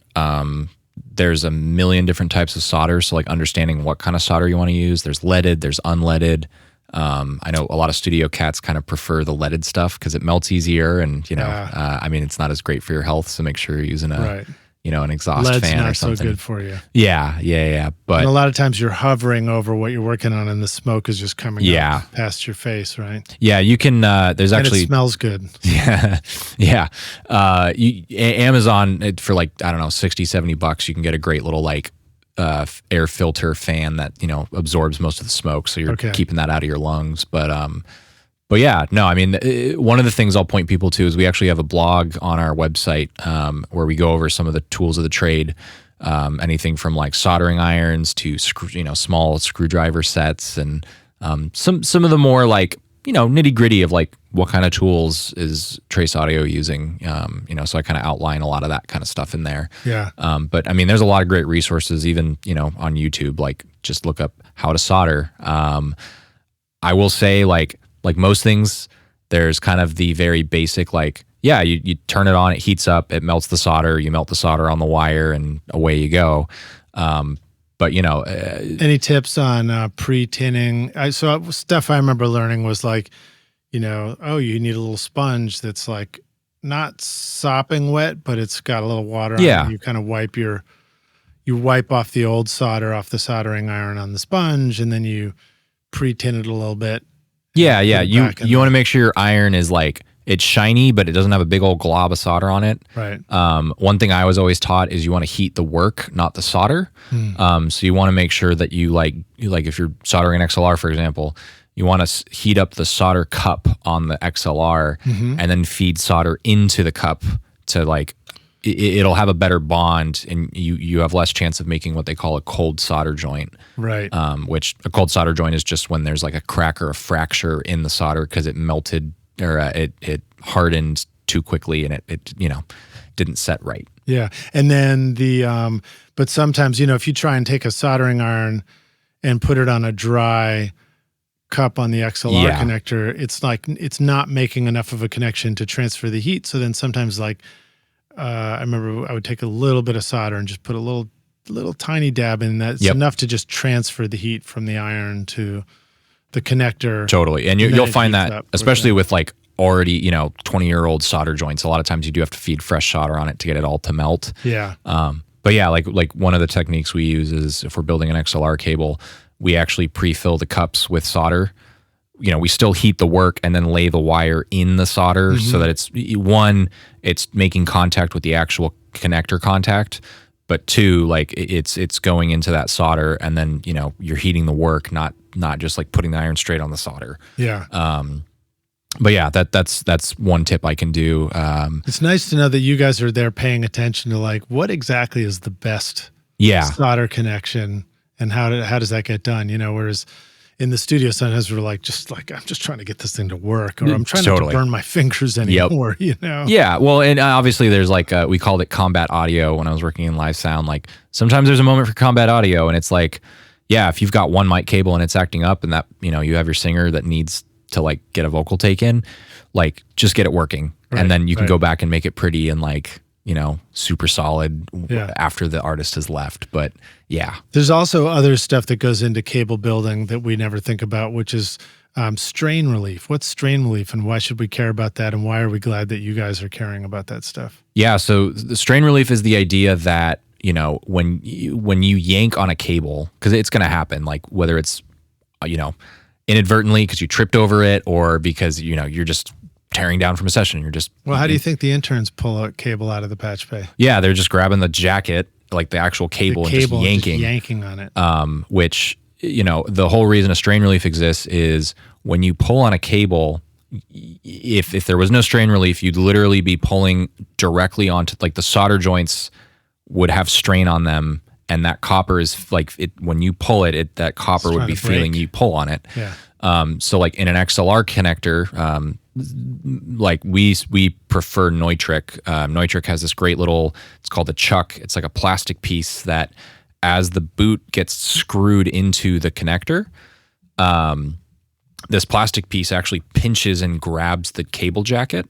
So that way when you pull on the jacket, like if you pull on the jacket, I recommend you should always pull from the connector because that creates no strain. Right. So always grab the hard end, the connector cover to pull things in and out, never just yank on the cable itself. Yeah. But if you do end up pulling on the actual cable, all of that strain gets transferred, basically it stops at that strain relief or that chuck in like an XLR boot instead of like directly being strained on the solder joints. Right. Yeah.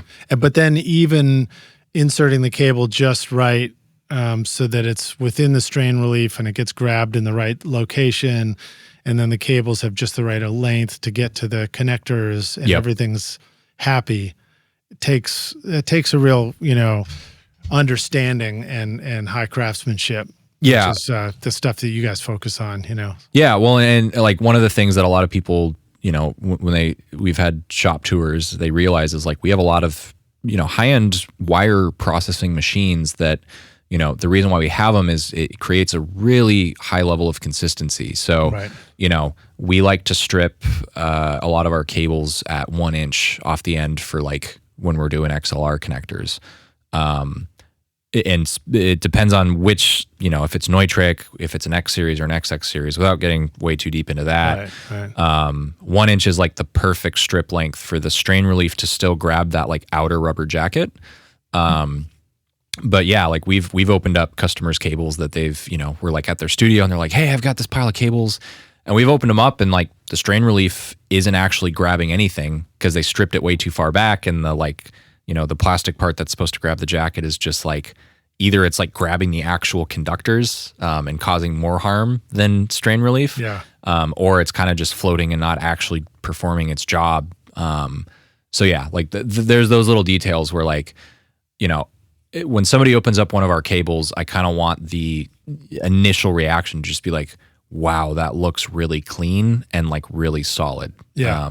Because like the last thing you want to be worried about in a recording session is like that thought in the back of your mind of like, it's kind of a cheap cable. Like Yeah. you know, is it going to fail today? Like, I just want it to be like when you grab a cable that we've built, it's like, this is going to work every time, you know, unless you do something dumb, like run over it with a car, you know, like do something to damage the cable. But the actual like workmanship that we put into it, like, you know, we want to instill the highest level of confidence in the person buying it. And have you ever opened up a brand name cable that is, you know, purchased off Amazon and gone like, yeah, oh my God, look what they did? Or notice that the pin 3 and the pin 2 sometimes get reversed in those, and people wire them up wrong. Yeah, I mean, like, I don't know, they're sent out to sweatshops somewhere. I've definitely had customers that have gotten, not from us, but like they'll have, you know, yeah, like you said, some name brand company, literally it'll be wired out of polarity. Yeah. You know, which is I've very. had those too. We were at Bonnaroo, you know, Yep. I hook up a cable and it's just, there's no signal. It's like, what the hell's going on, you know? Yeah, or it's out of polarity. Like, you know, the kick drum is supposed to be, you're supposed to be having air come out, but it's being pulled in because it's polarity flipped. Right. Yeah, so I think a lot of cables look good enough on the outside, but like I think what really matters is like how it's constructed on the inside. Yeah, big time. And not cutting corners. And yeah, like again, having the benefit of some of this like really high-end machinery that allows us to cut things precisely and strip things precisely without nicking any of the conductors, and just making a product that, you know, is I would argue can kind of hang with the best of them. Yeah. Yeah. And then you guys all know what you're doing too, so you're able to, you know, proof the work that you're doing and make sure that it's done right. Okay, so for last question, for the rock stars with their studios, and they're like, okay, well, what if it is out of polarity? What if there's a broken line somewhere? Do you have any go-to troubleshooting? Are there any tools that we might want to consider for our studio for cable checking? Yeah. Or making sure that, you know, quick check that stuff's actually functioning properly? Yeah. So I would say the hands down, like the best tool that we have at our shop is the Rat Sound Rat Sniffer. I think they're about $60. You can buy on Amazon. It's from Dave Rat. It's literally it's 2 pieces. One's an XLR male, one's an XLR female. It's battery powered. You can plug it into an XLR. The nice thing is most cable testers, you have to have both ends of the cable at the tester. Right. The Rat Sniffer's cool because you can test a pre-installed cable that's 100 feet long in the wall that there's no way you'd get both ends to the, you know, to the same point. Right. You can plug in one side, take the other end and run down to wherever it is, plug it in, and you can actually look, it displays what's wrong. I think it's 3 green lights if it's correct. And then it has like a whole matrix of like, if it's, you know, this combination of lights or not lights, it tells you what's wrong, which at the end of the day, you just need to know if it's right or wrong, and then you can fix it. But it is nice to have like, oh, pin 2 and 3 are swapped. Like it kind of will tell you what's wrong, and you can more quickly, you know, get it fixed. That's cool. So like, for example, if you've got a mic line that's going across the studio and you want to know why is it not passing signal? Yep. You just connect this thing on one end, come back into the control room, connect on the other end. And I guess you could still access your patch bay. You just use maybe like a, like a TT to XLR XLR. to TT cable or something. Yeah. Okay, yeah. awesome. All right, now this question you sort of answered earlier, but let's ask this one in the context of soldering, maybe, which is you go back and find young Ben, and say, listen, dude, I've come back to give you this one bit of advice. Here's the single most important thing you need to know to be a rock star of soldering in the studio yourself one day. What advice do you feel like going back and giving yourself? Do you mean like specifically about like the technical of soldering, or cabling and that kind of stuff? Yeah. I think, man, that's a really or wiring a studio. Yeah. I mean, I'll be the first to admit, like I don't think I'm the end all be all expert, right? Like I think having a posture of always wanting to learn and improve, like I guess I would go back and, you know, kind of just remind myself to always keep that posture of, you know, because I feel like truly most people that are experts in their field, you didn't start as an expert, right? Like you learned through trial and error, and really just listening. Like I found that a lot of times, there are times where I get asked for my opinion and like, what do you think is best? But a lot of times my job is just listening, like hearing, okay, this is how this person works, how they'd like to work, and just figuring out like how we can help them improve what they're already doing. But yeah, I mean, I hopefully that answers your question. Yeah, and I think it's great. Yeah. Just always keeping the learning, the beginner's mind. Yeah. And I mean, there are some things that I know that I disagree with. Like there's older texts that have like one of the big topics is when there's two ways you can make a connection. You can crimp or you can solder. Right. And I know a lot of older techs will be like, oh, you got to crimp and then you got to solder that crimp. Right. And I definitely am not in that mindset. A crimp, I mean, there's NASA articles talking about how crimp is like basically the best connection type. Solder joints are going to fail when they're, introduced to high vibration, like, especially in like aerospace or like, or like music cranked up. And like vibrating in the room. Which, most XLR cables are soldered and, I'm not saying necessarily that those should be crimped, but when it comes to like multi-pin, like Elco or D-sub, we have people ask like, oh, can you solder those after you crimp? And it's like, well, what's going to happen is the solder is going to wick into the wire. So it's going to actually like flow and travel up into the wire. It's going to go past the strain relief point of the crimp. And when you yank on it, where that solder is, that's actually now a brittle point. Fascinating. So, because solder puts a lot of heat into cables, and heat is not really good for cables in metal. The more heat, the appropriate amount. I mean, I remember taking metalsmithing class, and it was like what would you do? You would heat it up, and then it would become flexible, like easier to bend. Yep. And then you would hammer it, and it would get rigid again. Yeah. At least with like coppers and whatever else we were using. Yeah, well, and like if you think about it, most like Mogami, for example, a lot of that it's somewhere between 23 and 24 gauge, which is really, really thin wire. Yeah. And you do need to have solder. Like if you're doing an XLR connection, you do have to do solder.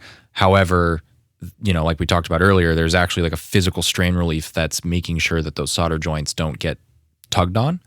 But when it's like a crimp pin, there isn't a strain relief. Like it's just the pin.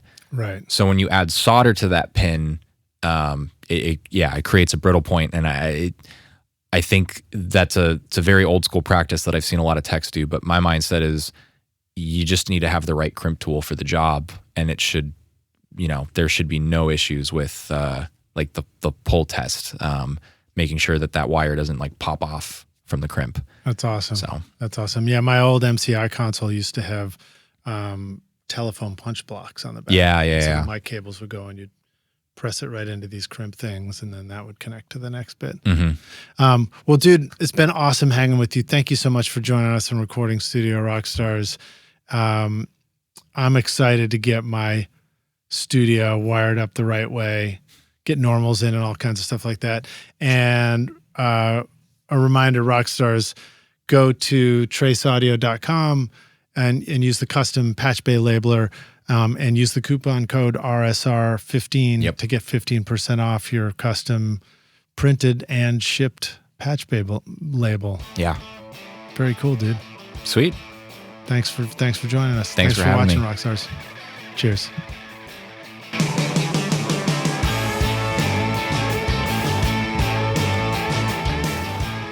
Thanks so much for listening to Recording Studio Rockstars. If you enjoyed the show and want to help make it better, then please share this episode with your friends on social media and leave a rating and review on iTunes to help the podcast reach more rock stars like yourself. You can click directly over to iTunes or go to rsrockstars.com/review for an easy explanation. And remember to hit the subscribe button to keep up with weekly episodes. And if you're ready to make your best record ever now, then head over to Recording Studio Rockstars Academy, where you can start with my free course at mixmasterbundle.com. Thanks so much for listening, and thanks for being a rock star. I'm Lij Shaw, and this is Recording Studio Rockstars. Now, go make great music.